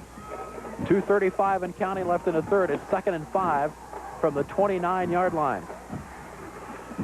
Morenson, 3 receivers out to the left.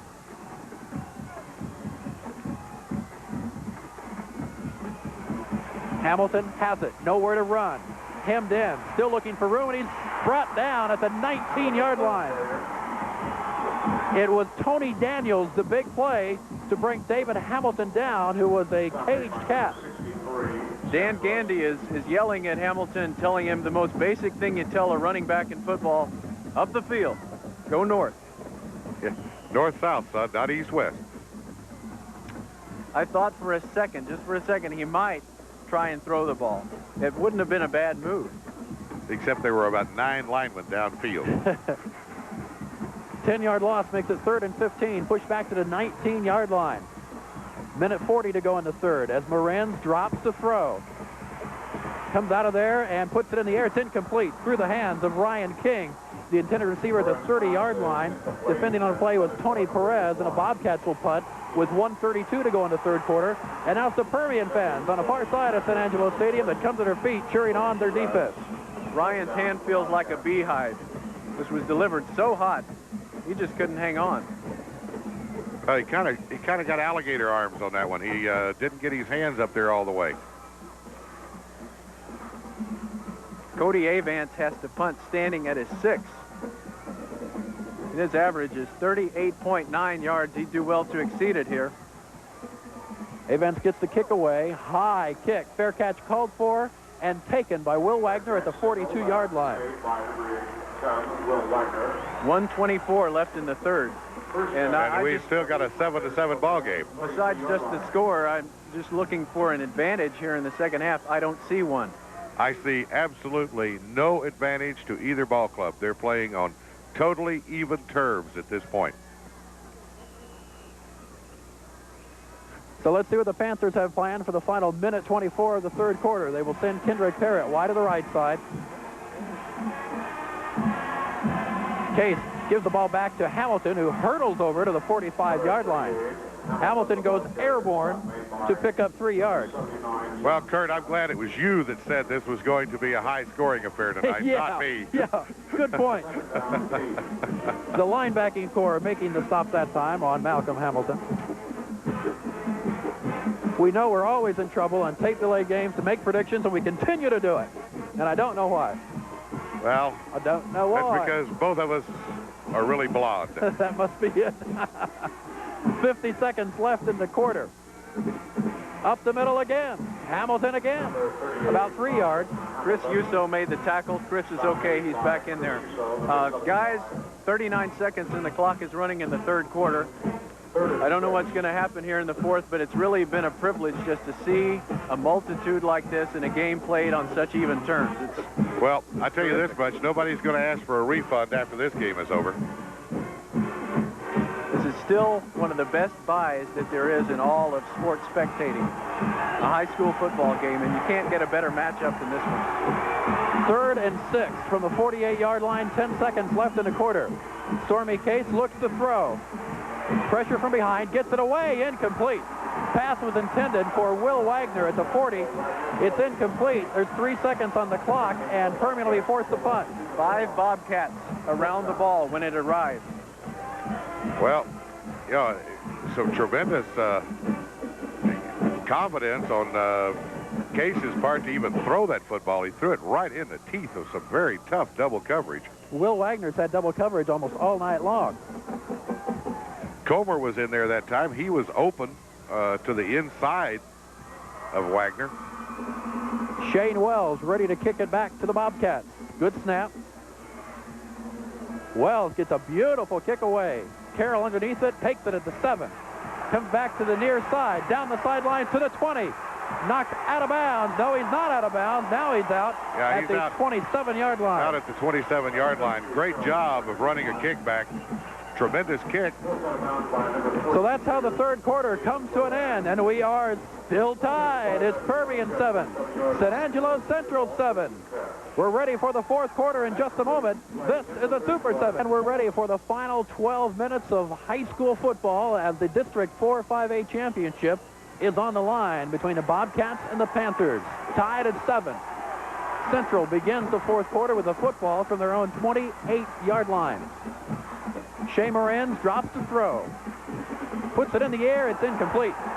There's a flag. Interference against Permian on Ryan King. They're going to get Hubert Collins for it.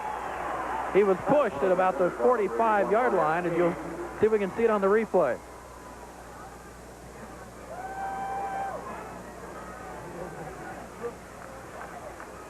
Well, you couldn't really see it. It came right at the end there. No, I didn't see it.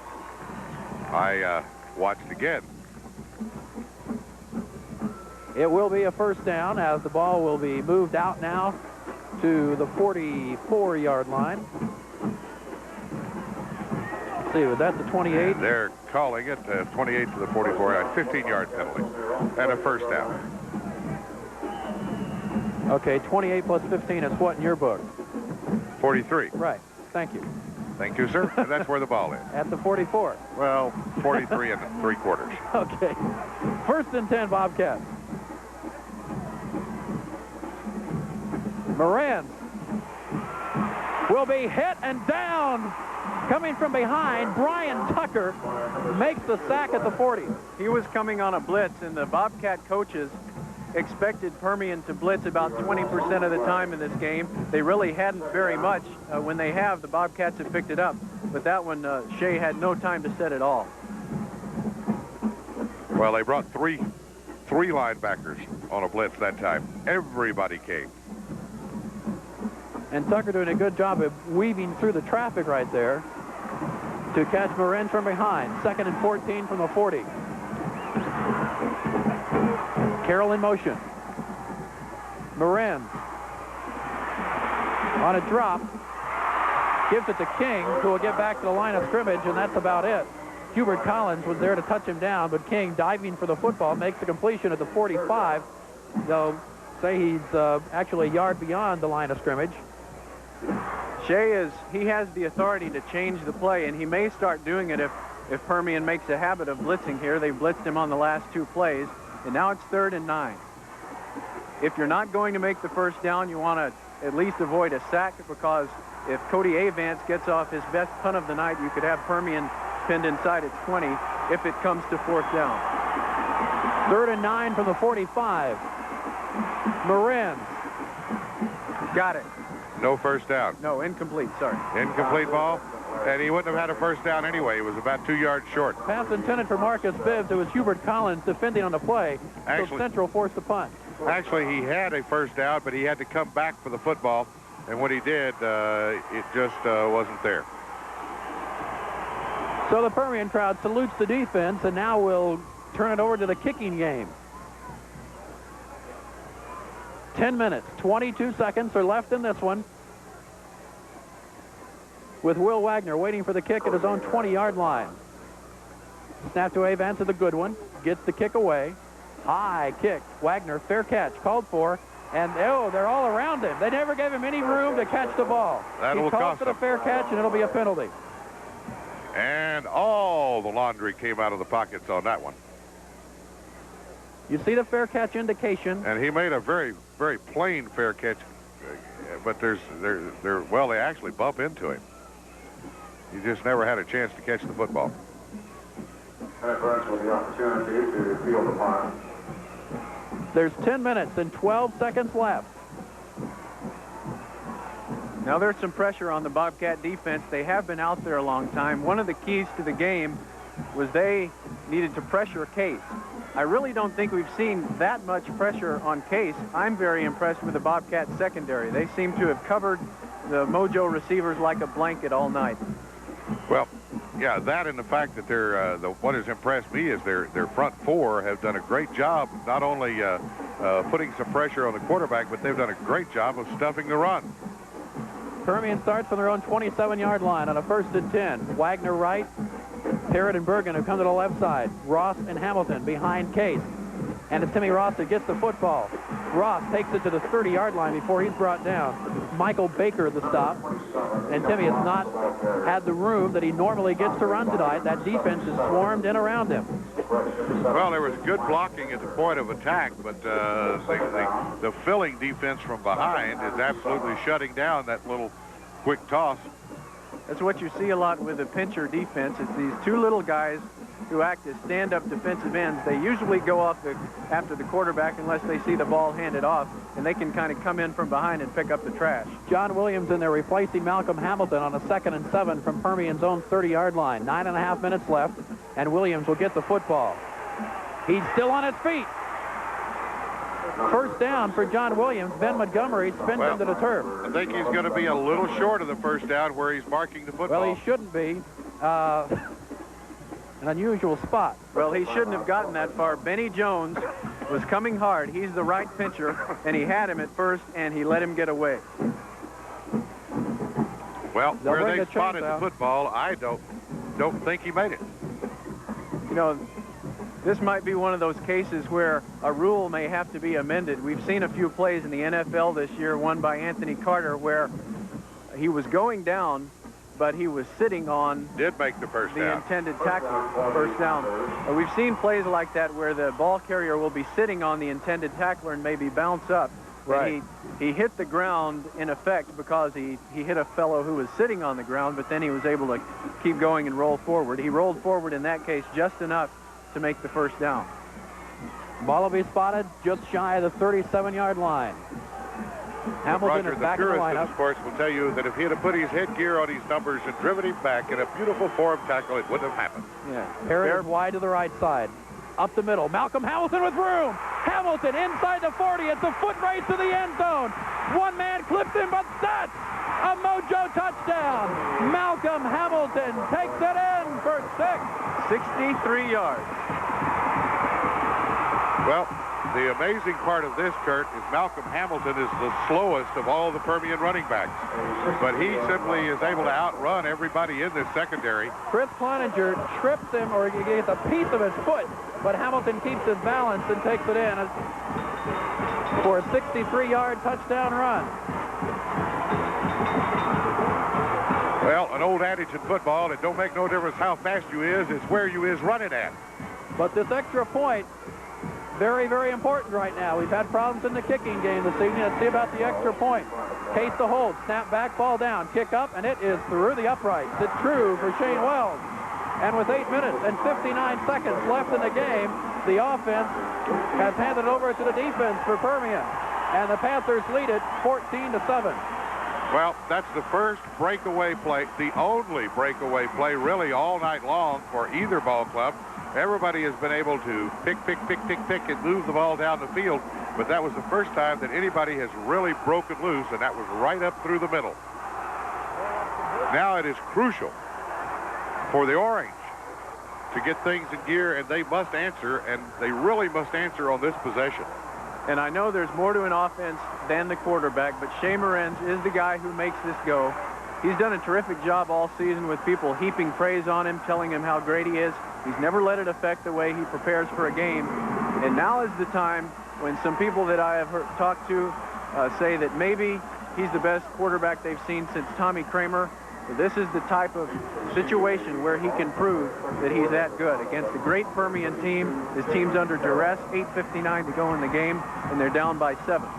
That scoring drive for Permian took 3 plays to move the ball 73 yards, 1 minute, 13 seconds.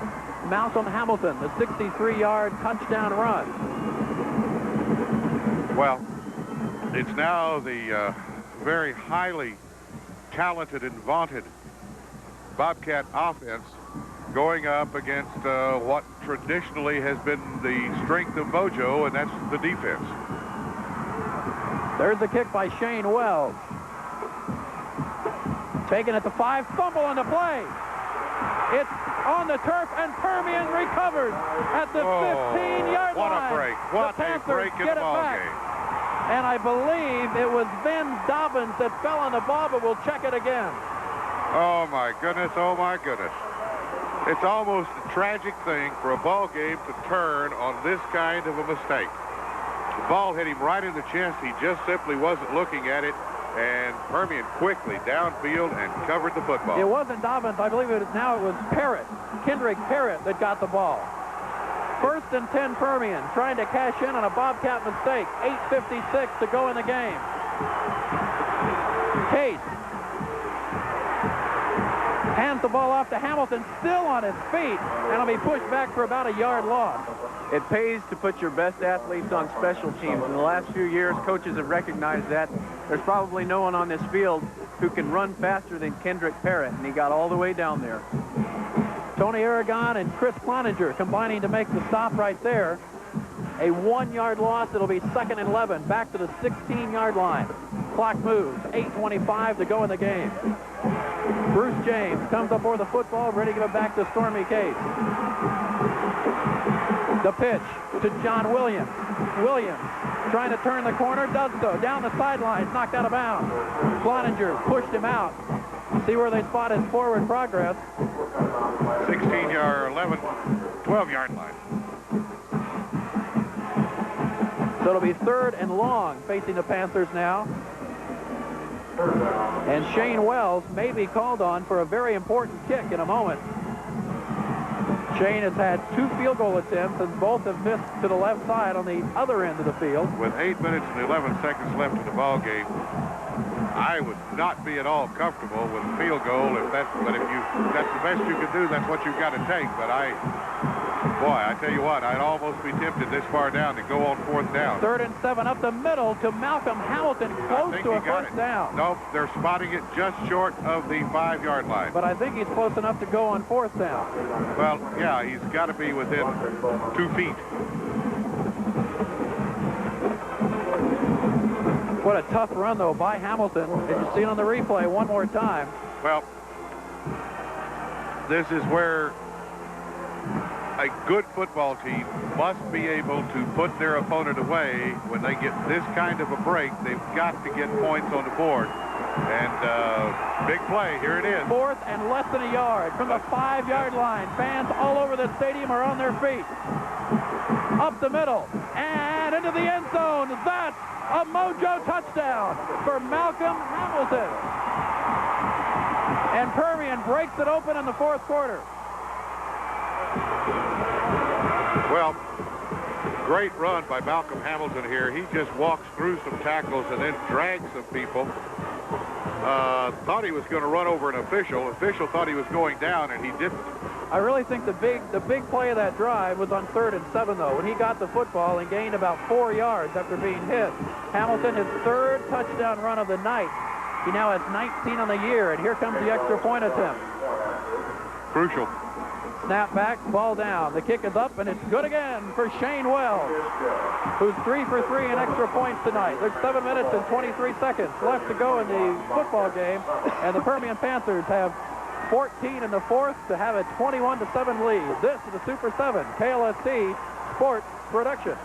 This telecast of the Permian Central football game is brought to you in part by Webb, Stokes & Sparks, Personal Injury Law.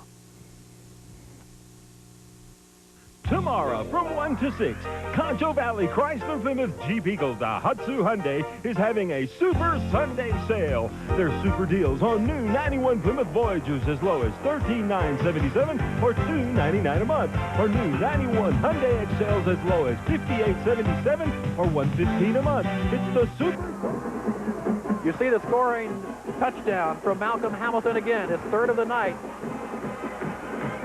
4 plays, 1 minute 33 seconds, 15 yards after Permian recovered the fumble after the kickoff. I wasn't real sure that they were going to call it a touchdown because the official standing right there never did signal the touchdown. Other than that long touchdown, he's very quietly had an impressive night. He had the 63 yards in one chunk, but other than that, he's been What's his total yardage? Very gradually wearing down the Bobcat defense. The Cats have sent Shea Morenz in on the front line of their kickoff team. The front 5 players, he's the one in the middle. They're expecting an onside kick. They might think that Permian senses the kill, and they really want to put the game away if they haven't already. Well, you're right. He has an impressive night. 115 yards rushing at this point for Hamilton. That's pretty good. There's the kick taken by Carroll at the 8-yard line. Back to the 20, up the middle. He's hit at the 27. It looked like, there's a fumble. And Permian says they've got it. And they do. No, the signal. official. No signal.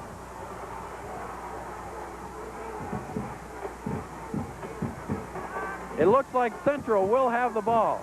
I saw a lot of black and white pointing Permian's way, but it was Permian black and white, not the official black and white. And there is a major difference in black and white. Yes, there is. Watch it one more time, see if we can see the ball come out. All right, that's what I was trying to see, is when the ball comes out, because they're calling him down. Well, I can't tell from that either. there was a big pile of bodies there. Bobcats will start it from their own 28, 1st and 10. 7:17 to go in the game. Moran back to throw. Looking down the middle, it's incomplete. Pass intended for Marcus Bibbs. Will Wagner defending on the play.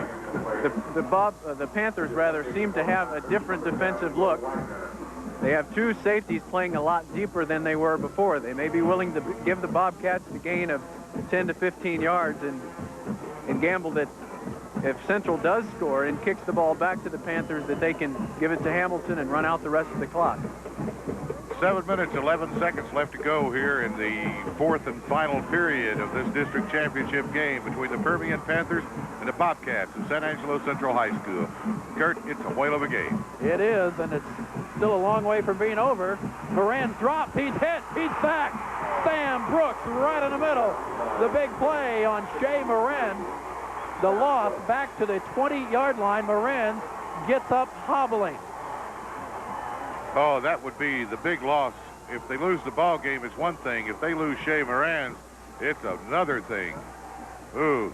Shea Moran still limping, trying to shake it off. He's going to stay in there as the new play comes in through Ryan King. Clock moves. 6.5 minutes are left in this one. A 6-yard loss on the sack makes it 3rd and 16. Pushed back to the 22-yard line. Carroll goes wide to the right side.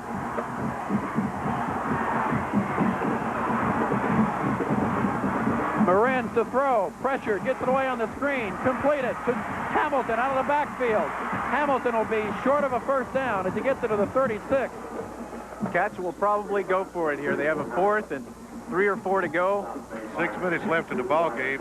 Maybe a little early to start getting to those techniques. They have the ability to go a long ways in a big hurry, and I think they would rather punt here and look for a little better field position, leaving it up to their defense to contain the Permian Panthers. And really, despite the fact that the score is now 21-7, their defense has played extremely well all night. Mike Boyer making that play defensively. It's 4th and 3, so here comes it's a short. It's a fake punt. And the Bobcats will pick up the first down. He has it. They get it to the 40-yard line as the ball came back to Moran. Very good. I started to say, I don't think Gandy wants to punt now. Why punt back? I just figured, I knew he was going to go for it. I should have said something. I would have looked like a genius about now. 1st and 10 Bobcats at the 40. The fake punt worked.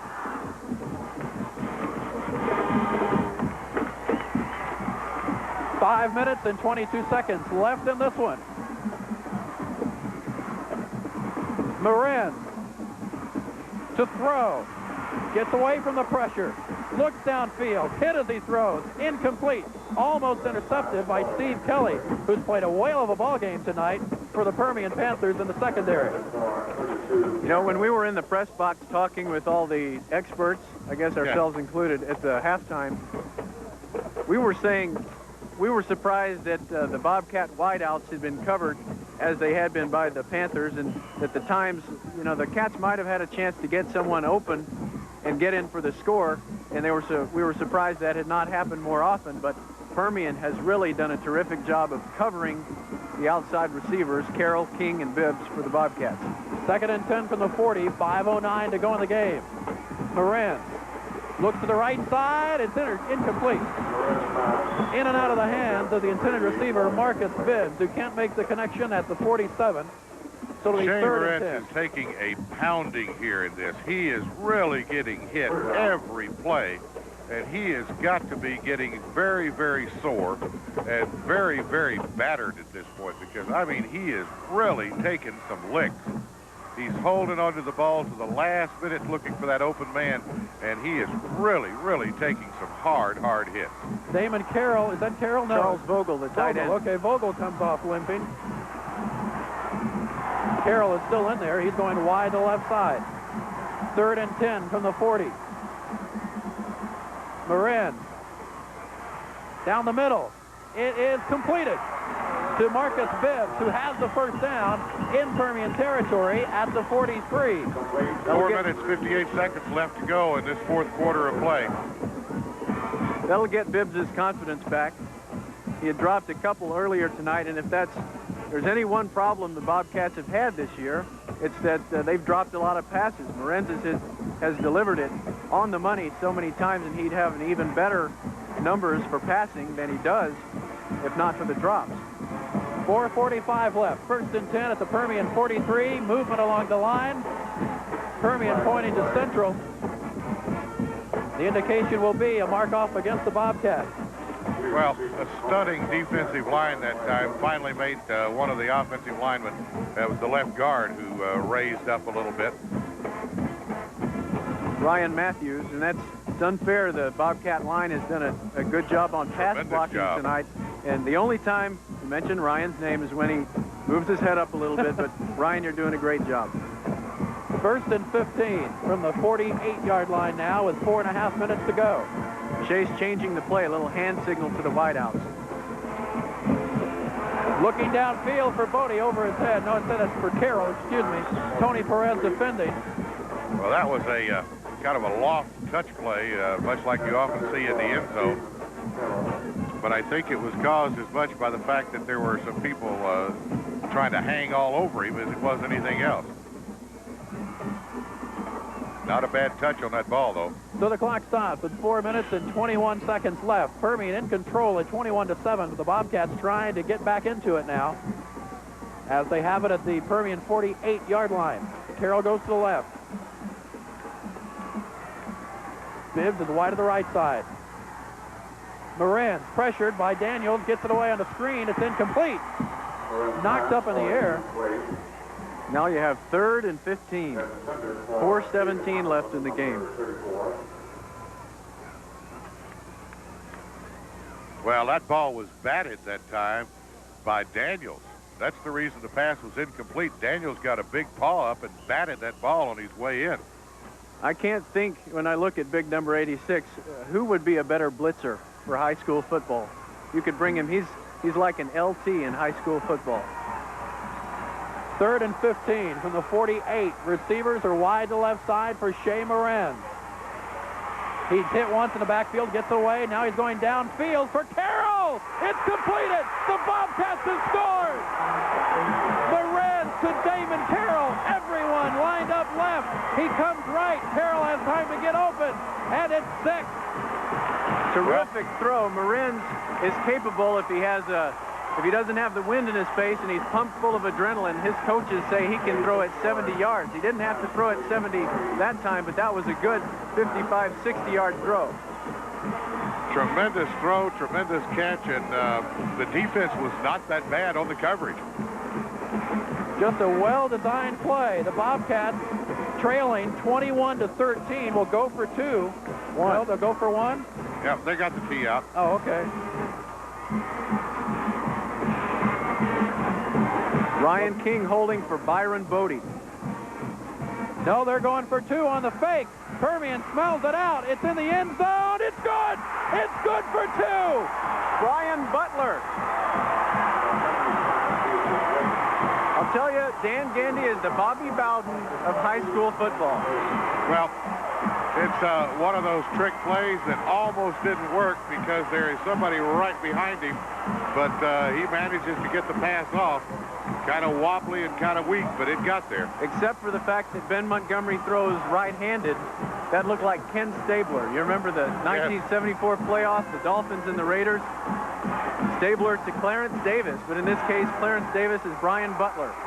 Now the Cats are within 6, 4:08 to go in the game. You know their defense is going to be pumped.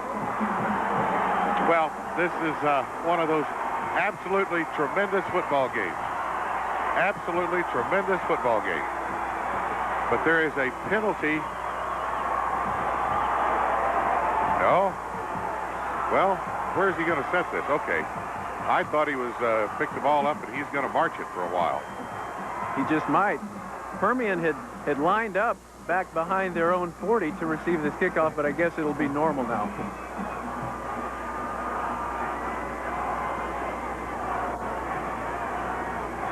And Shea Morenz is the kickoff man, by the way. He's a triple threat. That's right. Over 20,000 have watched on tonight as 2 teams have given their all. in a battle of high school football game. A battle of unbeaten teams going right down to the final few seconds. 21-15 now, and there's the high kick. It'll be taken at the 12-yard line. Strambler to the 20, down to the 22. Good coverage by the Bobcats. Especially considering it wasn't a very deep kick. Well, it's one of those type of kicks, though, that is so high in the air that it takes your coverage team is downfield just like a punt. There's 4 minutes and 3 seconds left in this one. Both teams have all 3 timeouts remaining. It makes the game so exciting when a coach like Dan Gandy is not afraid to take a few risks out there. I mean, he was down 14 points with a good chunk of the fourth quarter gone. He used his imagination, and now his team has a chance to perhaps stop Permian here and move in for what would be the winning touchdown. Stormy Case gives the ball back to Timmy Ross. Ross with room, tripped up from behind to the 27-yard line, brought down by Benny Jones. There aren't many guys who play along a defensive front who can grab a Timmy Ross from behind, but Benny Jones fought off the block in the backfield and ran him down. It was just a gain of 5. Now we hear the war drums coming from the central end of the football field. Alan Strambler comes in the lineup. And Tony Daniels is in. And I still don't see Chief Osceola. And I've looked. Where might he be tonight? 2nd and 6 from the 27-yard line. Timeout called by Permian.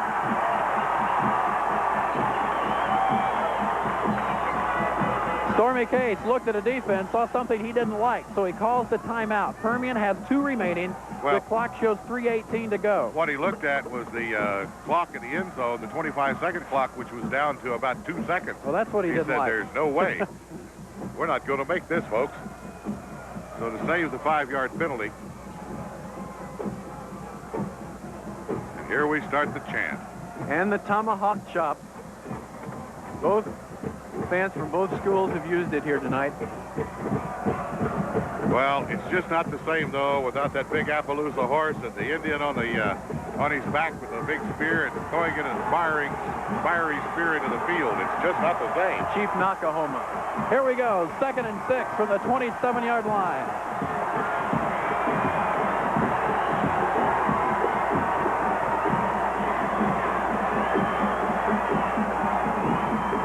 Case to Hamilton. Hamilton, first down, a flag flies. He's brought down at the 41. Check out the marker. It was Stephen Roloff, the tackle. It's going to be a clipping call, I think. That would save the Cats. All Permian would need to do here is make a couple of first downs. This would have been one of them, but if it comes back. Yeah, it's coming back. It's going to come back, make it about well, he picked up about 15. It's coming back about 15, so it's going to be about back where it was to start with. A popular call here in San Angelo. There's a great representation over there from Permian. I'd say they have about, a fourth of the stadium filled. Or better, I don't know. It's, I can't tell. Well, it looks like there's an awful lot of black clothes down in the end zone area, too, in one area, so I'm not sure.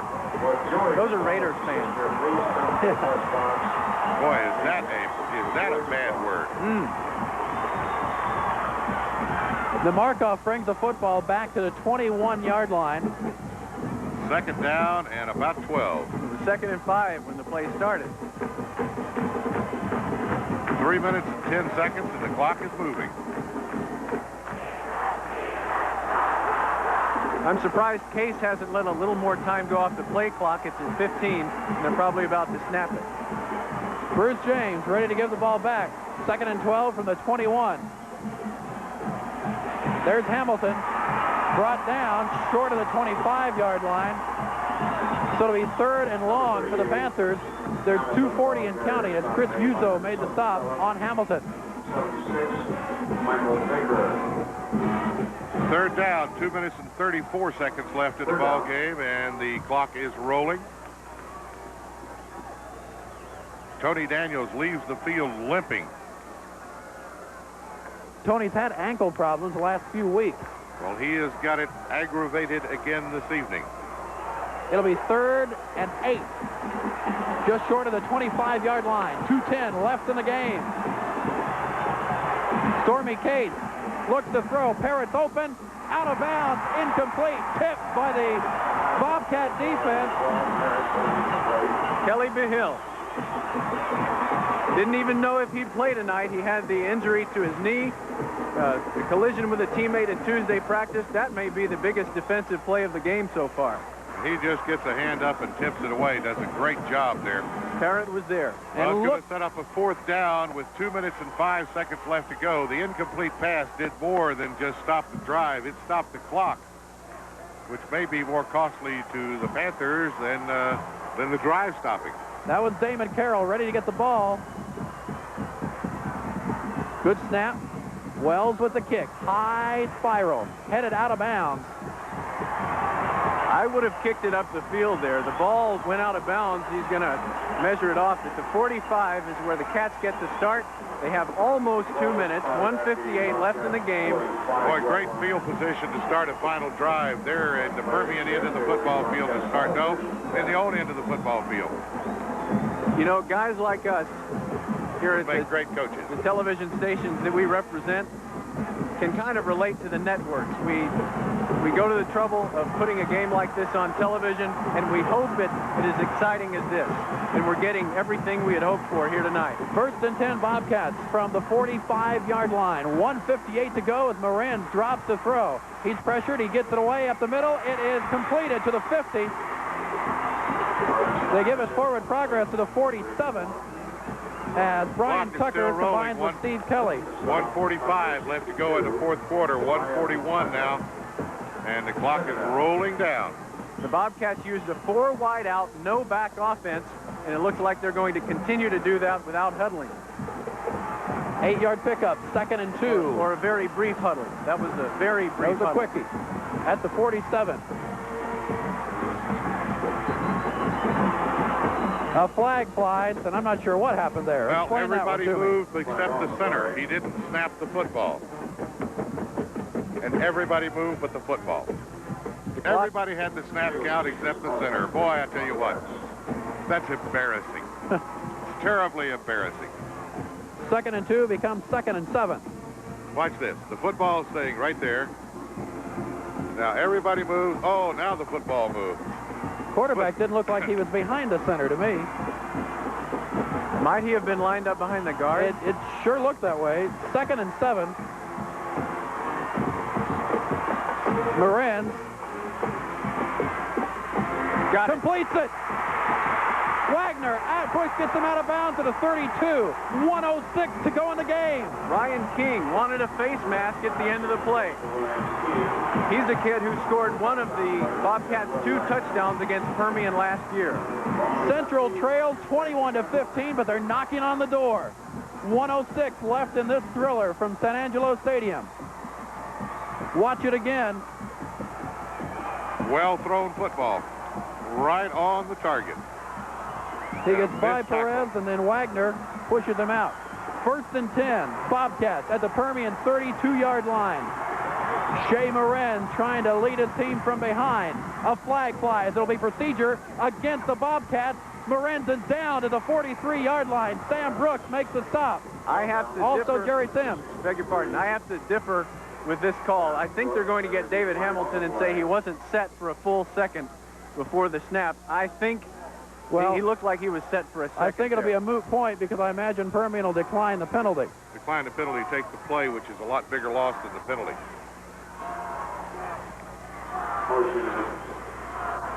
There's 59 seconds left. Decline the call, moves the ball back to the 40-yard line, and a timeout taken by the Central Bobcats. That's their first, I believe. What a finish. Both teams now have 2 timeouts remaining. As we've seen tonight, you know, it's 2nd and 19, which for most teams is a long way to go.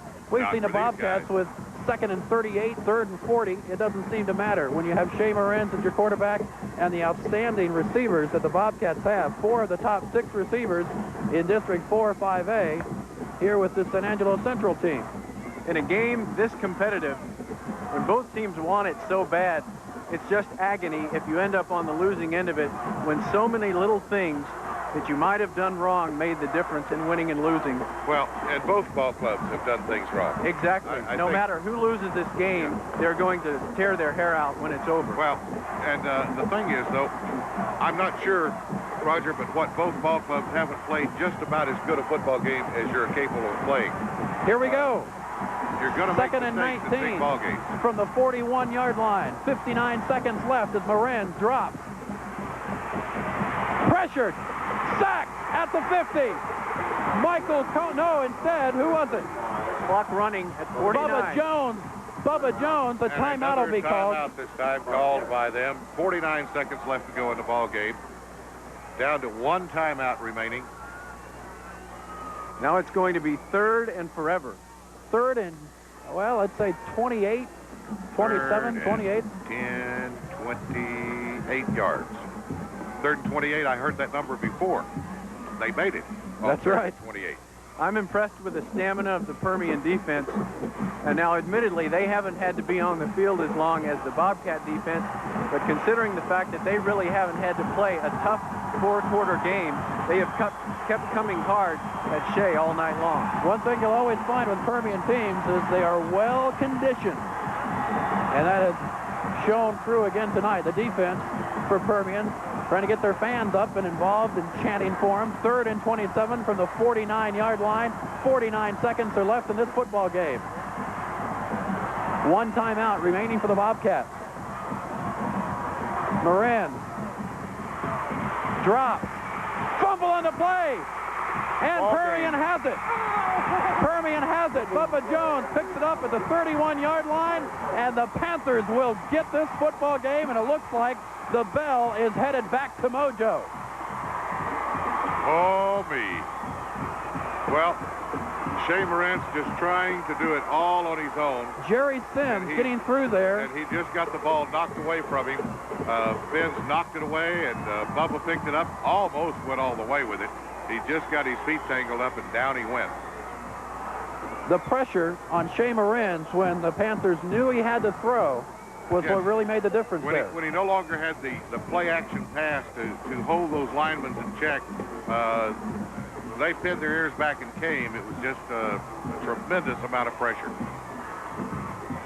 This is the kind of play you like to see your team running at the end of a game. Yeah, the kneel down. Stormy Case kneels once, but that's the last time the Bobcats can stop the clock. They will do so with 38 seconds remaining. But Permian will just run it out from here on. But you don't see many football games like this. You know, we've talked all season long that this is our 8th game of the year, and it's the first close game that we've had all season long. It's the first, great game. It's a tremendous football game. I'll make a prediction right now. I think both of these teams will go a considerable distance, if not all the way, in the playoffs. Well, Central going into the large bracket, which as you line up the large and the small in Texas football this year, the large bracket appears the easier of the two, with the 32 teams and... well, their first-round opponent, of course, will be Lubbock Coronado, I believe it is. Lubbock Coronado or Monterey, whichever one it is. They will be the large team, and then in El Paso, probably Andrus. No, it'll be El Paso Coronado also out there. It's the large team there. So. Flags come out as... I started to chatter there a little bit. You were talking playoffs, Don. Last year, I believe, was an aberration where the teams from Amarillo and Lubbock were tougher than some of the teams that came out of this district. But that is different from any year that I've ever observed football up here. And sometimes it's almost a break for these teams. Once they get into the playoffs, they can beat a team from Lubbock or Amarillo, and then they go all the way to El Paso. And sometimes they get the first couple of playoff games aren't that tough on them. One warning I'll give to the fans, we had a taste of it last year. We went out and did the Midland Lee and Andrus game. The brand of football in El Paso has improved tremendously. A man by the name of Jerry Millsaps has taken over as athletic director in El Paso, and he has done a tremendous job. He has imported some coaches, and he has done a tremendous job. In fact, if it is indeed Coronado, an old coach from San Angelo, Buster Barnes, is one of the coaches at Coronado out there. They've got a tremendous football team this year. That's going to do it. The play clock and the game clock are in Permian's favor right now. And that's the end of the ball game. Tremendous football game. A 21-15 victory by the Permian Panthers. I mean, I'm so mixed up, I don't even know who won the ball game. 21-15. Odessa Permian over the San Angelo Bobcats, and that, unless somebody really stubs their toe next. And elected to receive